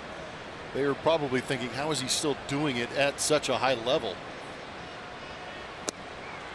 Give him another one. 8 in the game, and that's now 9 in a row sent down by Verlander. Watch the Astros on the go all season long. Download the AT&T Sportsnet app from iTunes or Google Play, or go to attsportsnet.com to stream from your computer. Log in with your cable account and you're all set. Available to cable accounts with AT&T Sportsnet in their subscription, subject to blackouts and territorial restrictions.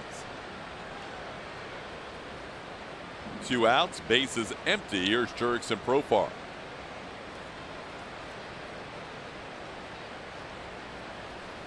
Profar was starting pretty much every day for the A's in the beginning of the season, but since the call-up of Franklin Barreto, he has been splitting time with the younger second baseman. Profar grounded out his first time up as a lefty hitter, coming in batting 184 on the year, overall 213.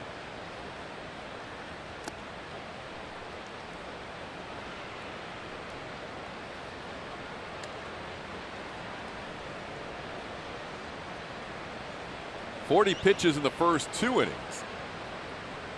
Trying to get through the next 3 in less than that.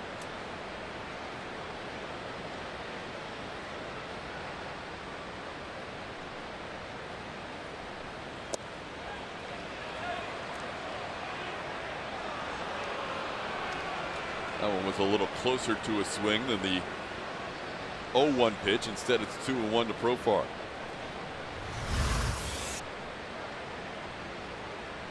Oh.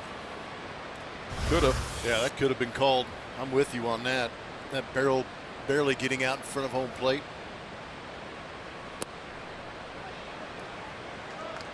Now it's 3-1.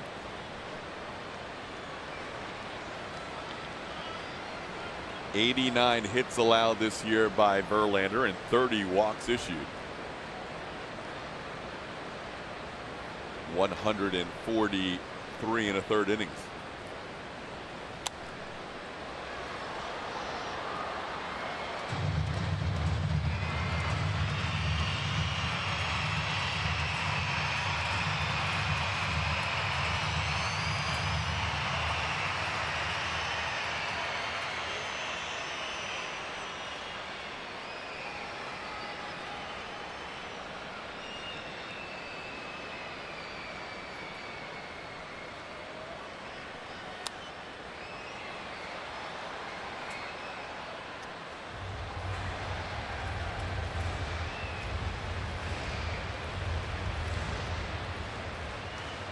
We mentioned it last start, Verlander using that fastball just 51.7% of the time. That's the lowest percentage of his career. He's gone to more sliders and curveballs this season, trying to miss bats. That time he doesn't get a swing on the 3-2 curveball as Profar draws a walk. Second walk issued by Verlander. Those are the only 2 base runners he's allowed are walks since the first.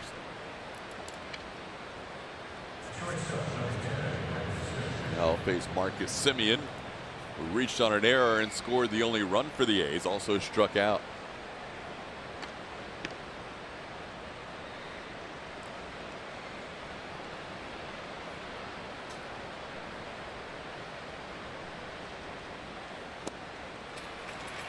This is the slider. It's 0-1.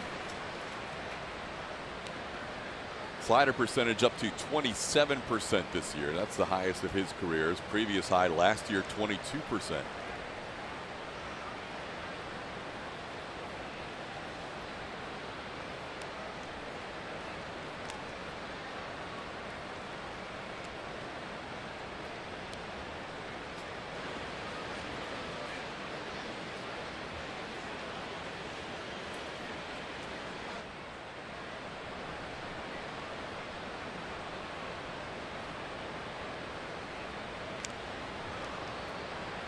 Profar is 6 for 6 in steals this year.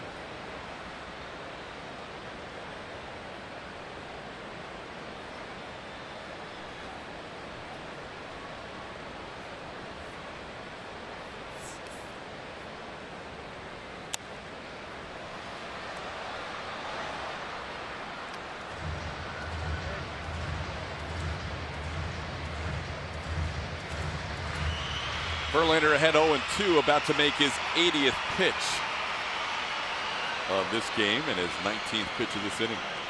Slider and breaking ball to get to the 0-2 count. He's got some pitches to mess with. Wonder if he gets aggressive with the fastball up in the zone, see if he can get Semien to chase it. Runner on the go, pitches down and away. The throw not quite in time. Profar a stolen base. He's now 7 for 7.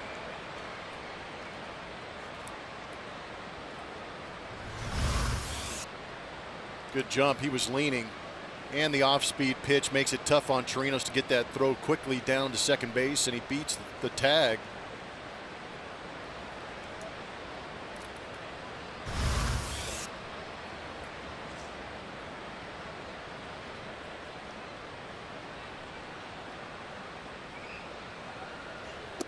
Tried to hold up. He goes around. Strikeout number 9 for Verlander. Halfway home, Astros leading 2-1.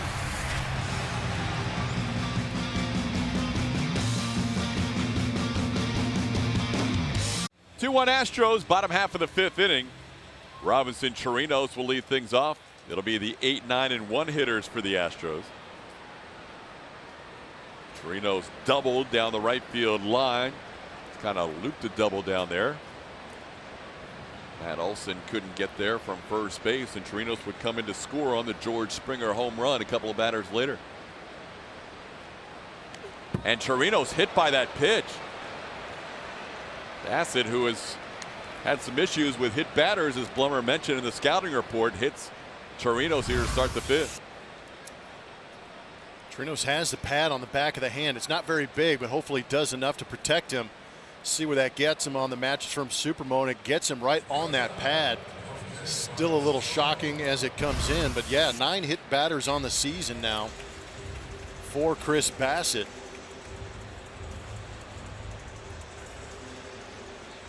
And that'll bring up Miles Straw. Chirinos on base for the 2nd time. Straw battled Bassett his first time up, ended up flying out to center field around a bunt, pushes a bunt to the pitcher. He looked at second. I thought he had a play there. Instead, he goes and gets Straw for the sure out. Chirinos gets into scoring position. Good idea by Straw late in this game. Lay it down. If you lay down a good one, it's a tough play for him. But right here, I thought too, with that ball jumping up nicely, Chris Bassett had a shot at second base, but I wonder if that umpire being in the line of fire may have thrown him off and made him choose to go to first base and get the sure out. Second base umpire Lance Barksdale. Here's George Springer.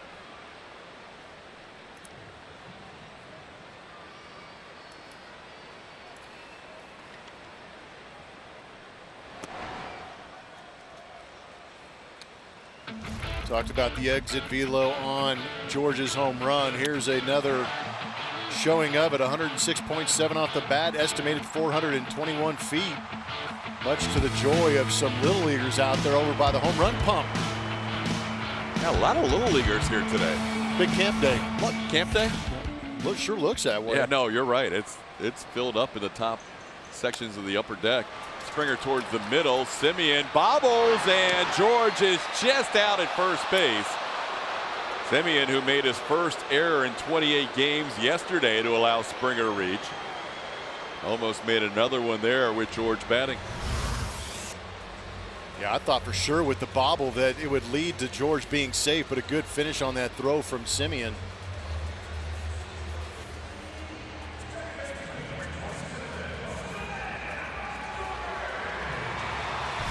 On the play, Chirinos goes to third. Chirinos keeps checking that left hand of his after being hit by a pitch. As Altuve bats.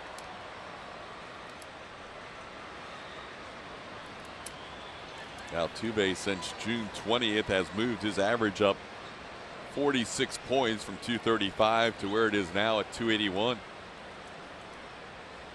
Altuve straightaway center field. Laureano on the move all the way back. Gone! Altuve, a 2-run home run. It is 4-1 Astros. That was a bomb. Altuve drives in his 500th and 501st career runs batted in.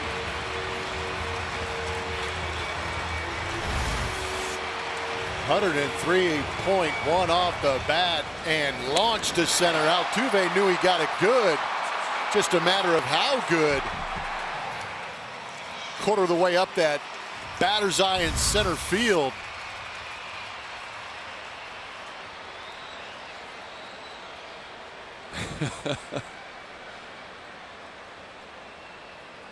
That was well struck.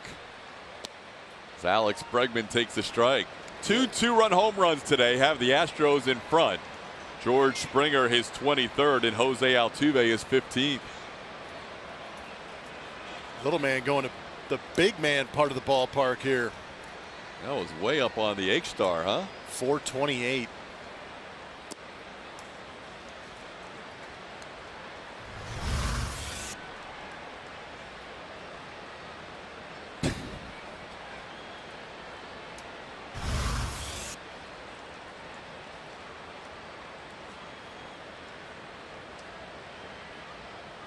I like the way Yuli was looking at him. Bregman hits it hard, but at the left fielder, Robbie Grossman. Astros scored 2. It is 4-1 through 5. We'll have the team president, Reed Ryan, joining us in the next inning.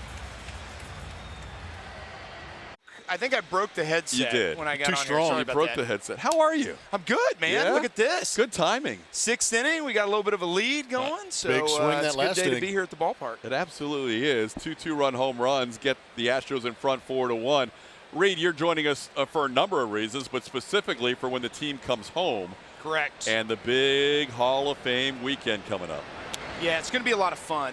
This is something that Astro fans have wanted for a long time, and it's going to be a way to honor the greats. And have you unveiled the plaque behind us? We have. I'll let you talk about it. Yeah, so the plaque is really cool. Mike Acosta put a lot of work into this, but you can see we've got the roof line of Minute Maid Park, the Astrodome in there, and we got Baggy's plaque right here. And it's going to be fun. We're going to honor kind of the Hall of Fame guys, the guys that are out on the Walk of Fame. Some of our players that we've had their numbers retired will be the inaugural class, and that will take place on Saturday. So 16 in all, is that correct? Yes. So we're going to have 16 people going in. It's the Walk of Fame, the retired numbers. And what I wanted to do is we have a committee. And starting next season, we will vote new members into this Hall of Fame. But this will give a class to welcome those new members every year and really start the tradition.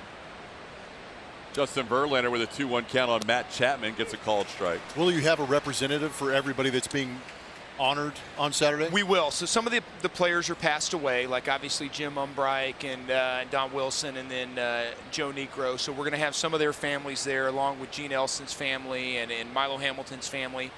And besides that, sounds like everybody's coming. Reed, for somebody who grew up in this organization like yourself, I know this is kind of like the fulfillment of something you've wanted to get done for a long time. This has to be one of the biggest weekends for you. Well, I mean, it's going to be fun. Yeah, I like playoffs first and foremost, so I'm looking forward to those weekends. But for all of our fans, this is a very storied organization. A lot of pride, first team in Texas in the major leagues, and we've had some tremendous players over the years. So it's going to be fun to have this committee, which involves Larry Durker and Craig Biggio, Allison Footer, Brian McTaggart, Bill Brown, Gene Dias, a lot of people that have been around the organization a long time. And they're going to be the group tasked with adding to this inaugural class in the years to come. And it's going to be fun to see who starts joining this thing. Do you have a number of how many might get in every year after the inaugural, or is that still to be determined? Yeah, I think probably 1 to 2. Okay. There we go. That one didn't hit the roof. You know, we want to have enough to have a solid weekend and be able to kind of build the class up, but not too quickly. You know, we don't want to take away from people's weekends. But here's some of the stuff. Yep. So we're giving away the plaques this coming weekend. So this is kind of a neat deal that we'll have all of the plaques That is on very cool. one thing. And then the replica jacket giveaway. Now, Yeah. this bad boy right here, when you see this on these guys, when J.R. Richard pops this jacket on, people are either going to think he's a Hall of Famer or that he's working at the movie theater, one or the other, okay? That's awesome stuff. They are bright orange. I mean, bring your sunglasses, because when you see all of these guys with their orange jackets on, they're going to know we're in Houston, Texas. I've got to think you had a say in the shade of the orange, because that's nice and bright. Well, you know what's pretty cool is Mike Acosta. I really tasked Mike with coming up with this weekend. He's our team historian. And Mike designed an incredible plaque. He Yep. wrote all the scripts for the plaque. I looked him over, and then the marketing team kind of came up with these promo items. There's Mike. And, you know, there's Mike working every game. He's in charge of our authentics. And I don't think anybody loves or knows more about the Houston Astros than Mike Acosta. And so this is really his weekend. Something else happening that weekend, too, isn't there, Reed? Oh, yeah. Maybe well, one or two hold on. things? First, we Yeah. got the Nolan jersey here. Oh, Giveaway. yeah. Here it is. The replica jersey. How about and, that? This is going to be great. All fans are going to get this jersey. We're going to announce that. All fans are going to get the jersey. Hold it up. Yep, keep it up. And Legendary. what's funny is people really love the rainbow sleeve. These were not around that long. I want to say maybe about 4 or 5 years, those were kind of around. They were a little bit of the transition before the gold blue starburst.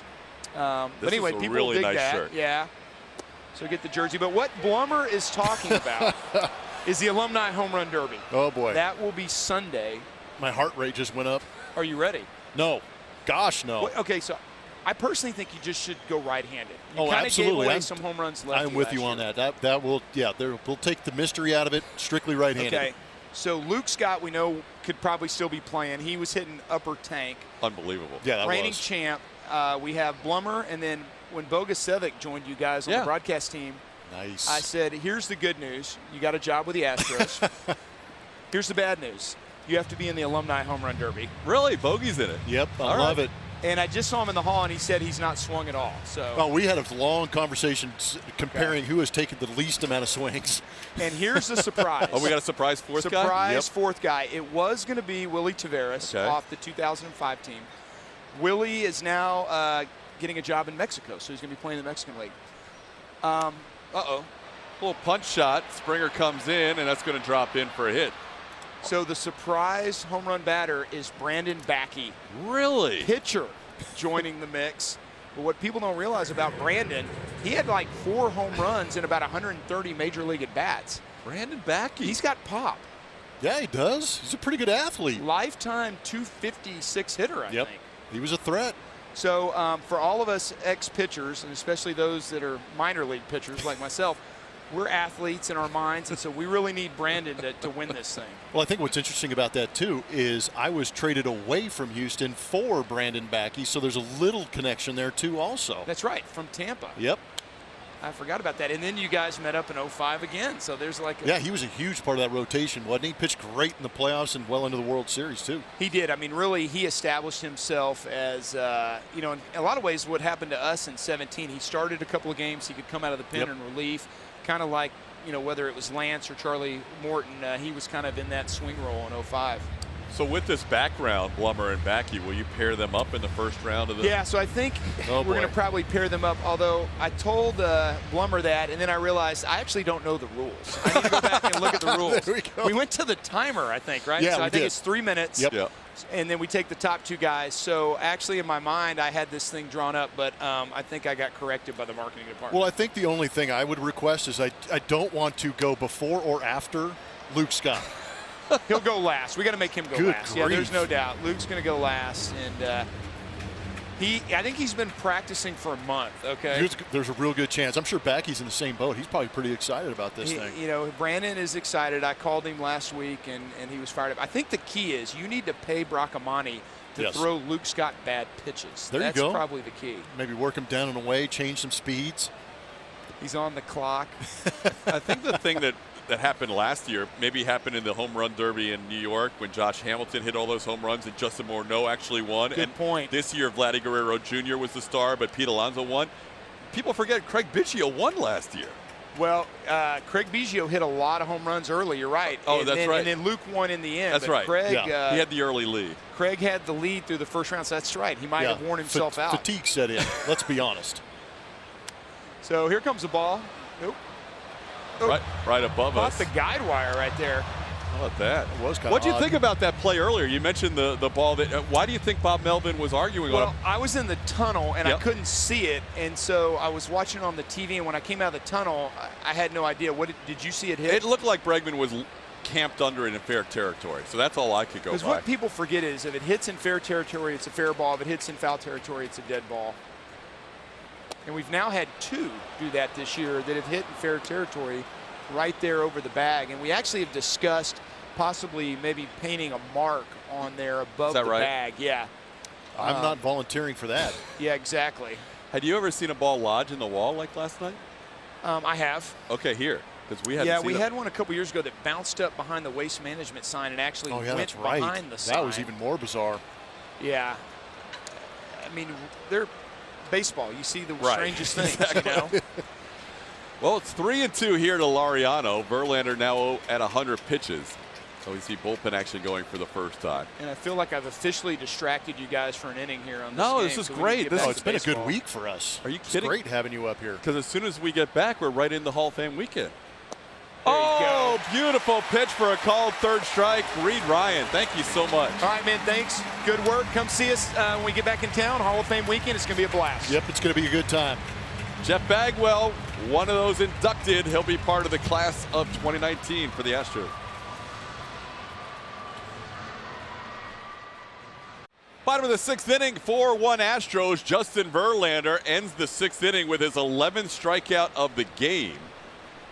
And only has allowed 2 hits and a run so far. There is bullpen action going for the Astros. Will Harris is warming up.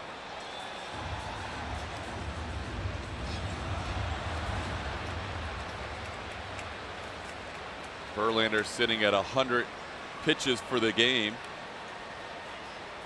It'll be Brantley, Alvarez, and Gurriel.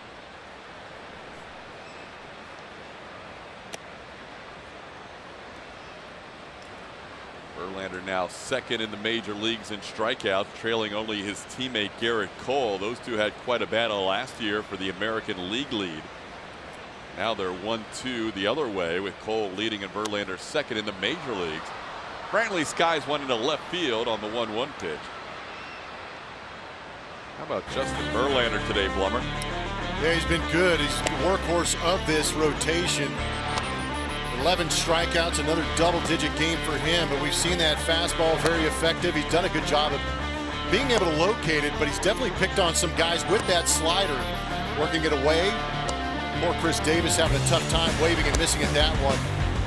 But again, it's just the consistency of Justin Verlander to pitch at a high level with the high velocity at 96, 97 miles an hour and snapping that slider when he needs it. That was a great last pitch to Laureano to finish off that last inning. And there you go, vaulting himself into 2nd place this season in Major League Baseball, getting one past Chris Sale. Passing Bauer, Scherzer, and Sale in one start today. Now Yordan Alvarez trying to snap a little 0 for here. He's 0 for 2 today and 0 for his last 8 since a double back in the 3rd inning on Monday.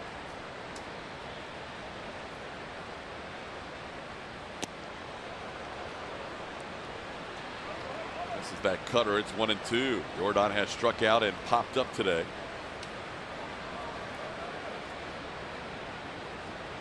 A double back on Monday set a major league mark with his 35th RBI in his first 30 games. Nobody in Major League Baseball has ever done that before.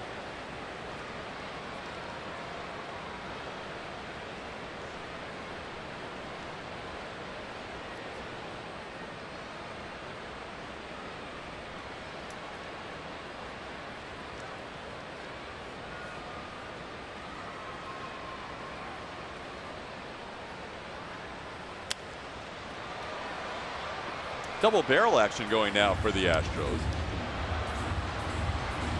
Hector Rondon has joined Will Harris in the bullpen. And with both of those guys warming in the 7th, that usually means Ryan Presley, we might finally see him in this homestand because we have not had a chance to see Presley warm up.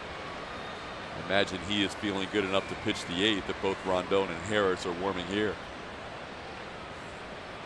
That hit on a line drive back in Anaheim on that last road trip and has not been able to pitch yet in this series. As you look at Verlander, time to name that Astro. Brought to you by Nissan. We're going to play Name That Astro here at today's Clues. Built from oak, showing flair. 500 Club. Who am I? Have your guests sent to @AT&T Sportsnet SW.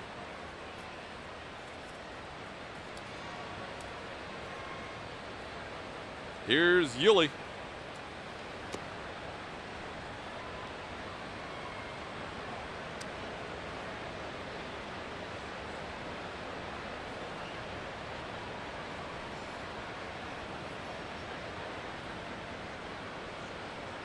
Strikeout of Alvarez was the 7th of the game for Chris Bassett. He struck out his first 5 hitters today. Really off the end of the bat. That's a good bat too. It's been hot. Yeah, that thing's been real good. And unfortunately, it's going to go away.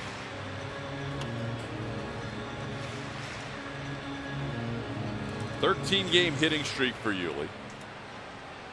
Has an extra base hit in 10 straight home games. That's a new franchise record. His hit today, a single to center.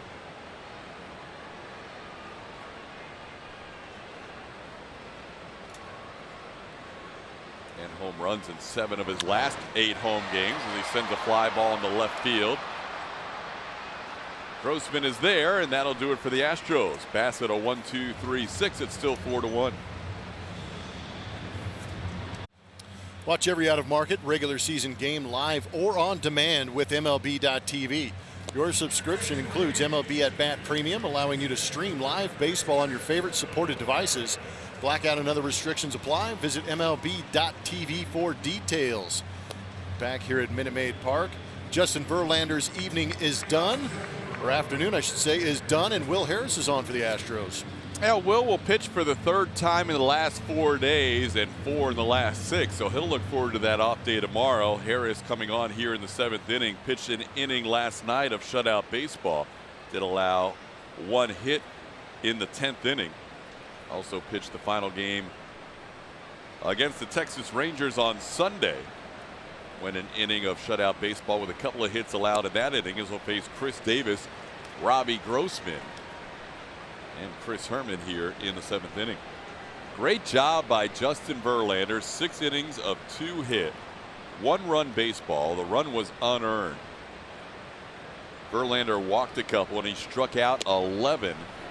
Another double-digit strikeout game for Verlander. He has gone back-to-back with 12 and 11. And his 5th double-digit strikeout game of the year.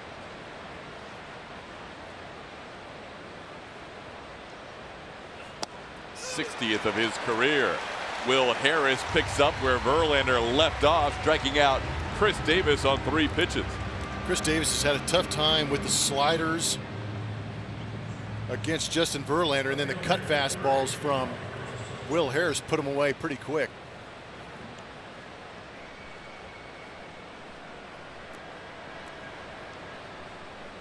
Here's Robbie Grossman. He faced Harris last night, hit the ball hard, but a nice defensive play by Aledmys Diaz retired him as a pinch hitter. And Will gets a strike at the bottom of the zone. It's 0-1. Ben May getting in the face of Robbie Grossman after that call. I'm sorry, John Tumpain. I keep screwing that up. Give credit where credit is due. John wanted a piece and he went and got it. How about that? That was an aggressive move. It was.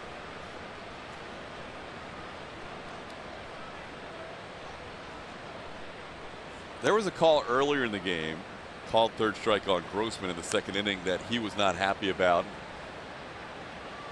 I think that carried over to that 1st strike call. No, I'm with you, and he's very prideful of his knowledge about the strike zone. He has a tendency to take some looking 3rd strikes, and that's what happened earlier in this ball game.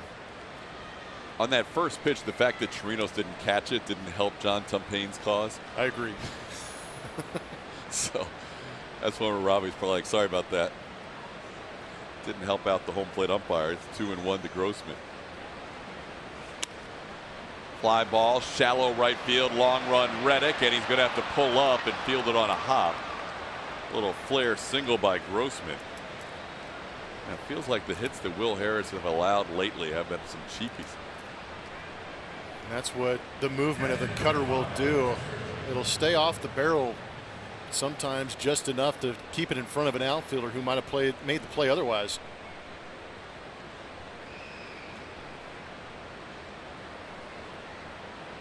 Here's Chris Herman. Herman has walked and struck out against Verlander.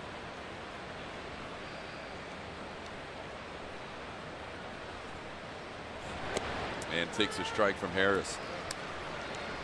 Good to have Reed Ryan in the booth with us in the top half of the 6th inning, discussing the Hall of Fame weekend coming up. Beginning a week from Friday, all the festivities when the Astros return home to take on the Seattle Mariners August 2, 3, and 4.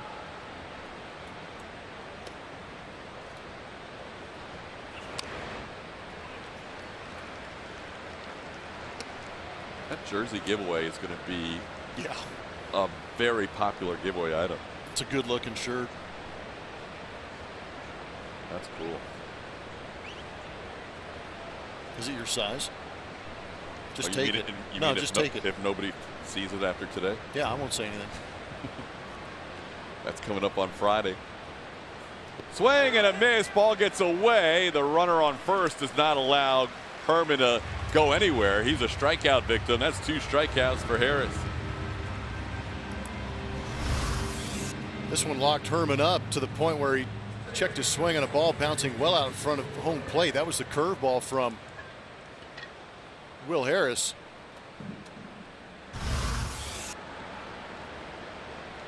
Now will face Jurickson Profar. Profar has grounded out, walked, and stolen a base.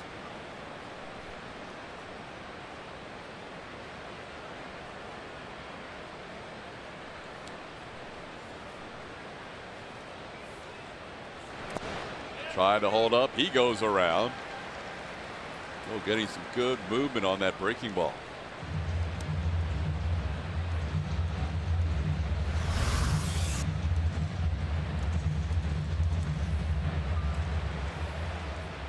Back-to-back swings on balls in the dirt, striking out Herman and now getting ahead of Profar. Good curveball like Will's. You got to make sure you see it up out of the hand.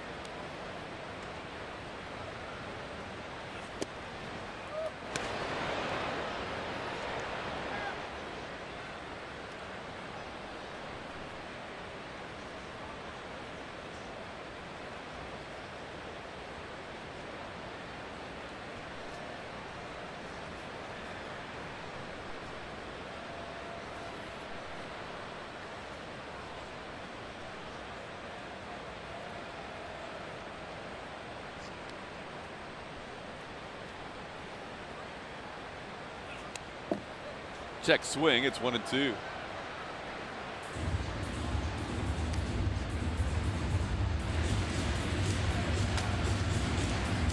Mentioned a lot of kids in attendance today as Joe Smith begins to warm up for the Astros.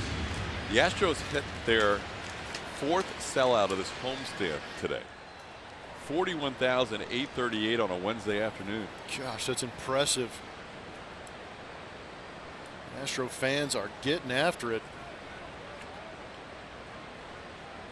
They sold out Friday, Saturday, Monday, and Wednesday on this homestand.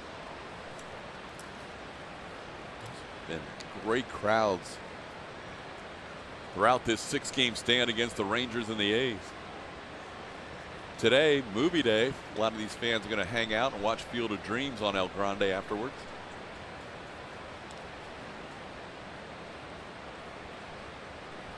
Last game of this homestand.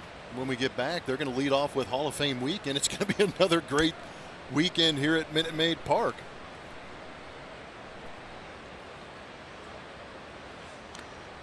Just a piece to stay alive for Profar.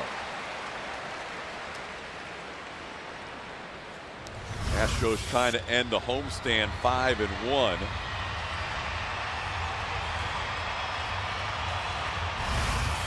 They've only lost 2 games at home this year to AL West teams.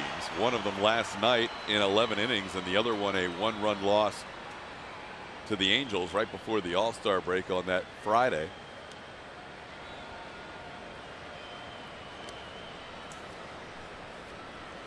Overall 34-12 against the AL West.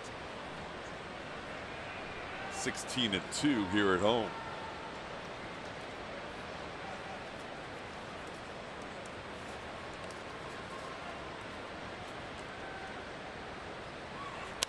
Ground ball, just foul.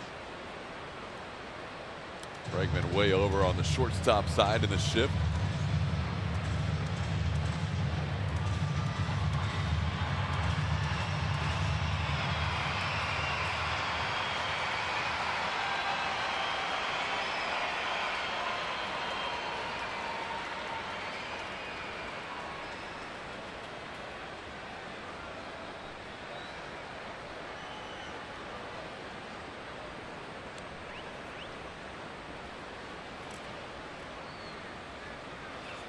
Ground ball, Will is there. The former infielder tosses lightly over to Yuli, and that'll do it for the A's. 7th inning stretch time. Astros leading 4-1. Box spotlight today falls on Aledmus Diaz. In the 12 games before he got hurt, he was hitting .395 with a 1.143 OPS. And in the 2 games he's been back from his injury, he already has a home run and 4 RBIs, including the big sac fly in the 9th last night and a great defensive play at first, which is not his natural position. So I would say it's safe to say that he's feeling better, guys. He is, and he's getting better at first with every rep there at that position. Aledmus, a big part of this team. Blummer, if for no other reason, he adds so much flexibility to what you can do with your roster. Yeah, I completely agree. That was the reason he was here, is because Marwin's departure to Minnesota left an opening that needed to be filled, and Aledmus Diaz has come in and done that. It got off to a little bit of a slow start, but he's definitely proven to be an asset, not only in the infield, learning how to play first base pretty well, but he's also been a pretty strong bat in that lineup for the Astros. We head to the bottom of the 7th inning, and the A's go to a new pitcher here. Guy the Astros have seen plenty in the past, and that's Lou Trevino. Some of the numbers on Trevino this season. This will be his 44th appearance. At ERA, pretty inflated at 4.43 in comparison to last year's numbers. The Astros have gotten to him a couple of times this season. Couple of hops for Olsen, who will use Trevino to retire Josh Reddick for the first out of the 7th inning. To me, that's what's the most impressive thing about the A's run, with the best record in baseball over the last month and a half, is that they have done so without the combination that got them to 97 wins last year, Trevino and Trinan. They're still on the team, but they're not pitching anywhere close to what they did last year. You saw the whip of Trevino, 1.5. Trinan's had issues with a lot of walks this year. Last night's game, a great example. In the past, those two guys would have been in that game in the critical spots, and neither one of them pitched in that 11-inning win. So Bob Melvin trying to find the Trevino and Trinan of 2018 to help them down the stretch, but he's had to go to other guys out of their bullpen with their struggles this year. Yeah, I just immediately assume that with the lead and the A's on the field, they're going to bring in one of those two guys and they're going to shut it down, because that's all they did last year.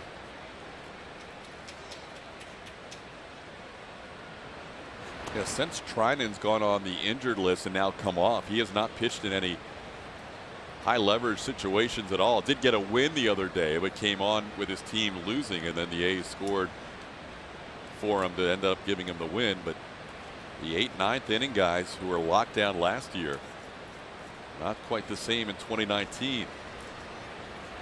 The Astros 8-9 guys back intact, it looks like, for today. Ryan Presley warming up. We haven't seen him since the Anaheim series, but Presley should have the 8th inning for A.J. Hinch.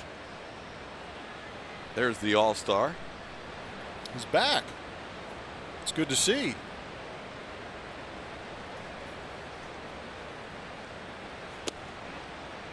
Chirinos has been on base twice today. He has doubled down the right field line and been hit by a pitch.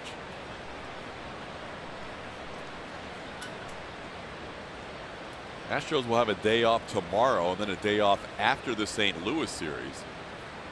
So a good opportunity for Chirinos and some of those guys in the bullpen to get an extra breather this time of the year. Chirinos does that. He got hit by a pitch. Now he fouls one off his foot. We already know how many backswings he's taken this year. As we look at the upcoming schedule, day off going into and out of St. Louis, and then also a week later, day off going into and out of the Colorado series. That's a nice little run for the Astros with some days off. Much needed. Heading into the dog days of August. Should be a little bit different this season with some of these regulars coming off the IL. Once they get back to full strength, AJ will probably be able to do a better job of giving DH days and moving Diaz around the infield to give some of these guys days off. Chirinos goes down swinging. First strikeout for Trevino. We gave you the clues. Now it's time to name that Astro. Brought to you by Nissan. We told you it was built promote, showing flair in 500 Club. Today's Name That Astro presented by Nissan. Josh Reddick, 2012 through 16 with the A's. Flair may have given it away to some. Big fan of Ric Flair, and he joined the 500 RBI club earlier this year. Miles Straw towards the middle. Simeon makes the play to get Straw. 1-2-3 inning for Trevino in the 7th. 4-1 Astros heading to the 8th.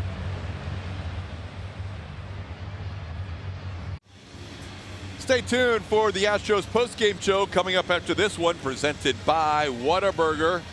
It'll be Kevin Eschenfelder and Brian Bogusevic with all the postgame action, including reviewing another gem by Justin Verlander. 6 innings, 2 hits, 1 unearned run, 11 strikeouts. Another Springer dinger. Number 23 for George, 1 more than he had all of last year. And Michelle Margot will gather interviews after this game.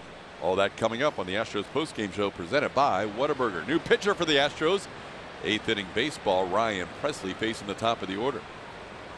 We have not seen Ryan Pressly since the 17th in Los Angeles against the Angels. Went a solid inning, threw 20 pitches and had 2 strikeouts on the season. Those are all-star numbers. Of course, in his return back, he gets the top 3 hitters in the lineup. It never seems like he gets to the bottom third. Marcus Simeon 0 for 3, reached on an error that could be changed to a hit at some point. A tough error on Bregman.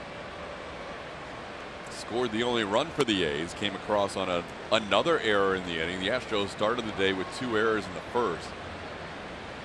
Josh Reddick error in right field allowed Simeon to score Oakland's lone run.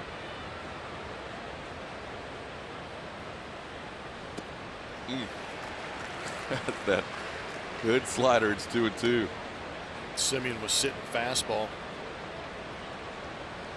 But there's been a heavy dose of sliders to Simeon on the season.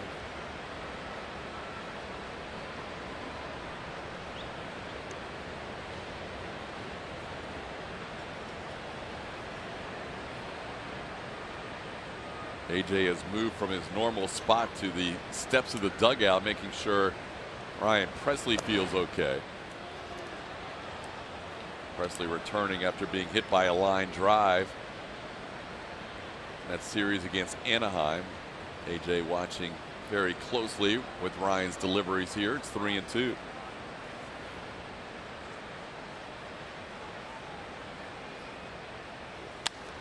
A little soft serve. Right center field, base hit by Marcus Simeon. He's a leadoff runner for the A's here in the 8th. Shook out that right knee after that base hit was given up. I think the way Chirinos reacted too after the pitch drew AJ's attention. I'm with you. Robbie took his mask off and made sure that Ryan was doing okay. Here's Matt Chapman. Chapman 0 for 3 today. Chops one towards third. Bregman to Altuve for 1. Quick turn. Double play. Big double play turned by the Astros. Big double play. Great double play. Under pressure. Bregman to Altuve to Yuli. That was great all the way around. Bregman puts himself in a good position to have a good quick step and fire it to Jose Altuve, and Altuve does a good job of holding his ground, making sure that first out and really stepping into that throw. And with the pick at first base from Yuli, great job all the way around the horn. So now the base is cleared with 2 outs. That's important because Matt Olson's the hitter. He has 10 home runs in the last 26 games, including a big one last night. This one chopped towards Altuve. Jose is there in the shift, and Pressly, after an opening hit, gets through the inning with 8 pitches. We head to the bottom of the 8th. It's 4-1 Astros. Energy, and it is George Springer, one of the big swings this afternoon. 23rd home run of the season. He had 22 all of last season. That was a big blast to get the Astros on the board early with that 2-run shot driving in Robinson Chirinos.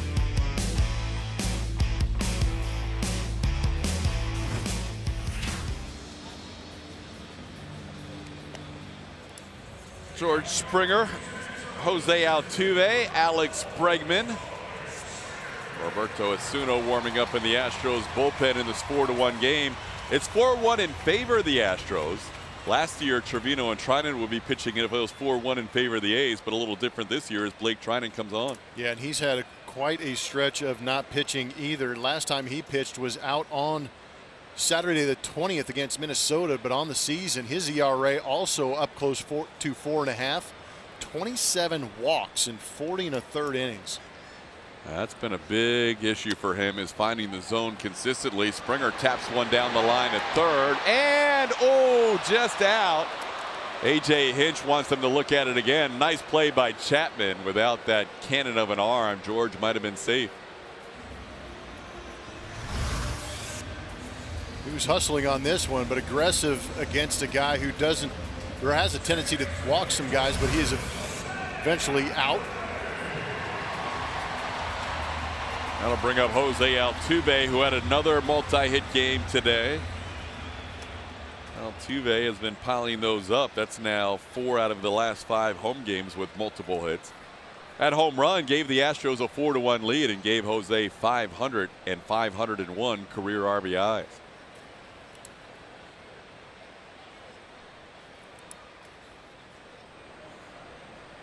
Altuve, first pitch swinging, rips one over the head of Chapman. He's now 3 for 4 today. Altuve going for second, and he'll be safe sliding in. Community Bank of Texas brings you Jose Altuve coming back from injury. Altuve, 9 of his 12 fastest times from home to first have been since coming off the injured list.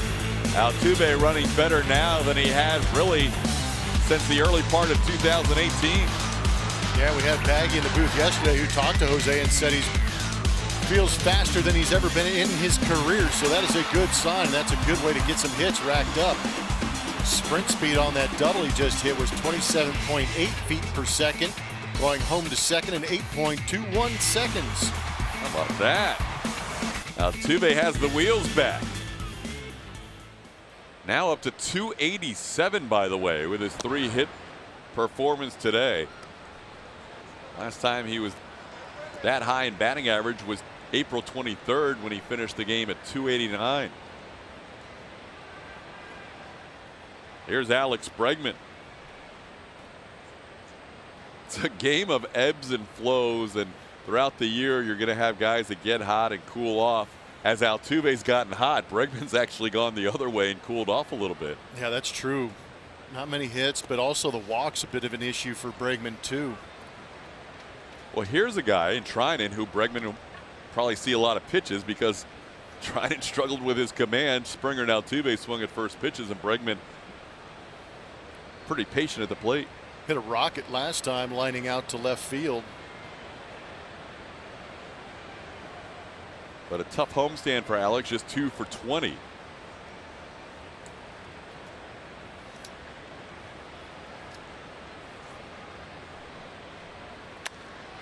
This ball hit pretty well to center field, but right at Laureano. Altuve's going to tag up. Laureano's throw is just offline a little bit. Altuve at third base with 2 away.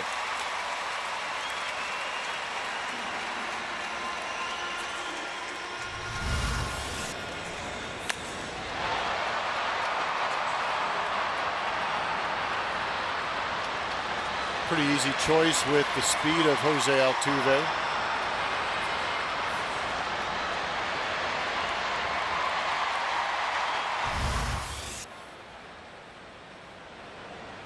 Altuve with this 3-hit game, now 10 for 20 on the homestand. Here's Michael Brantley. He's had a good homestand, but 0 for 3 today. Takes a strike. Uncle Mike 8 for 18 on the homestand with a couple of home runs. Has a streak on the line here. He's reached 19 straight starts, 0 for 3 today.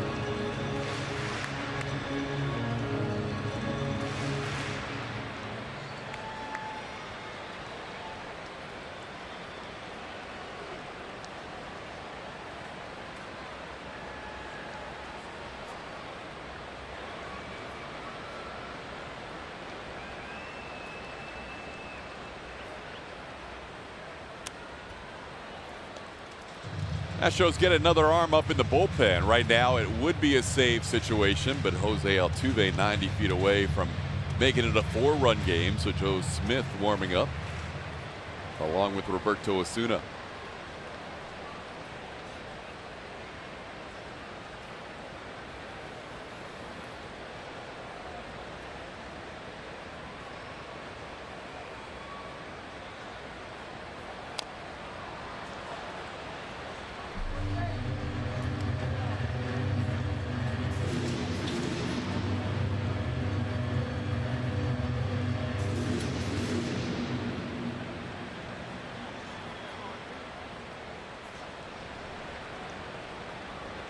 A.J. Hinch, you saw a look at him in the dugout in a much better frame of mind than he was after last night's game. He said some of those games like last night's will make you literally sick to your stomach.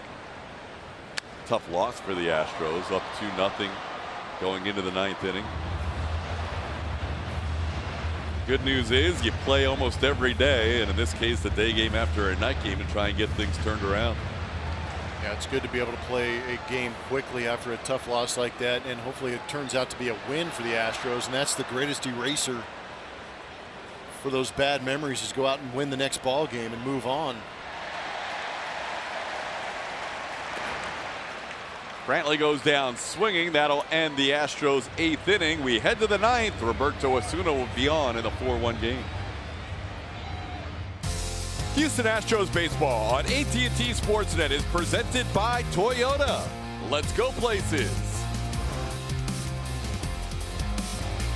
It is time to reveal the results of our Chevy Stroh poll. We asked, with a week to go before the deadline, which starting pitcher do you think will be traded first? And 58% of you went with the Blue Jays' Marcus Stroman. TK? Marcus Stroman with a pretty good margin there, 58%. Toronto Blue Jay. By the way, Michelle filling in for Julia Morales the entire homestand. Nicely done. Good work. Great job, Michelle. Take tomorrow off. What did you say? Take tomorrow off? Yeah, it's an off day. Scheduled off day. Thanks. Appreciate that. No, great job. We look forward to working with you again later in the year. Thank you. Thanks for you guys being so supportive and ending this homestand hopefully with a 5-1 record.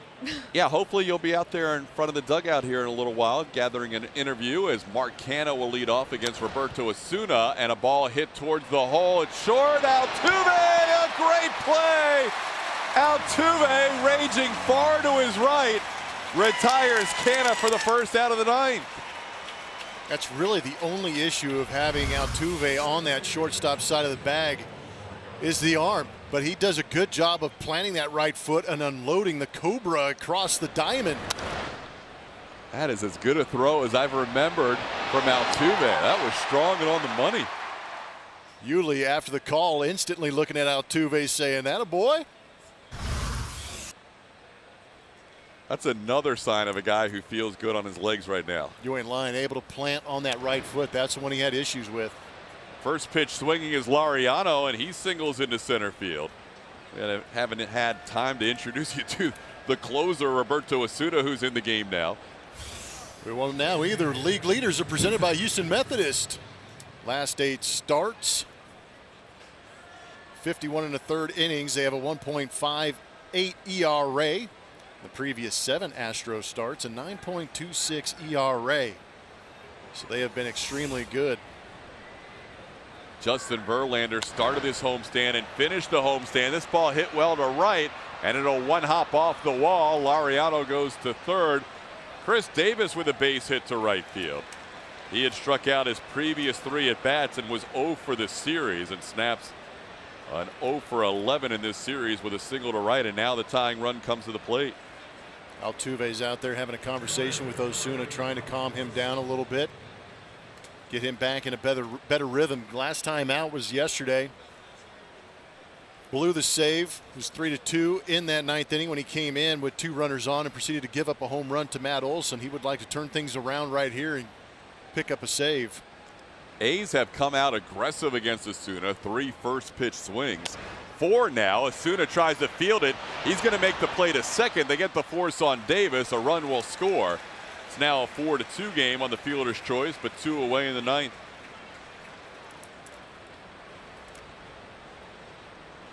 The only thing that matters when you have that 3-run lead is getting outs, and he opted to go to second base to get that out.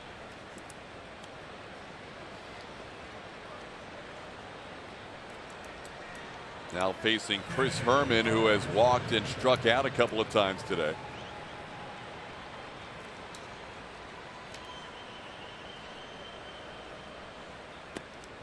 Big swing, no contact. How about that? The first 5 hitters all going after the first delivery from Osuna today.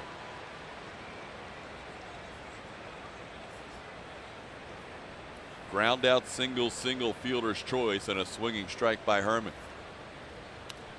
Down to the count 0-2, and of course Chirinos takes that foul ball. 2 outs in the 9th inning.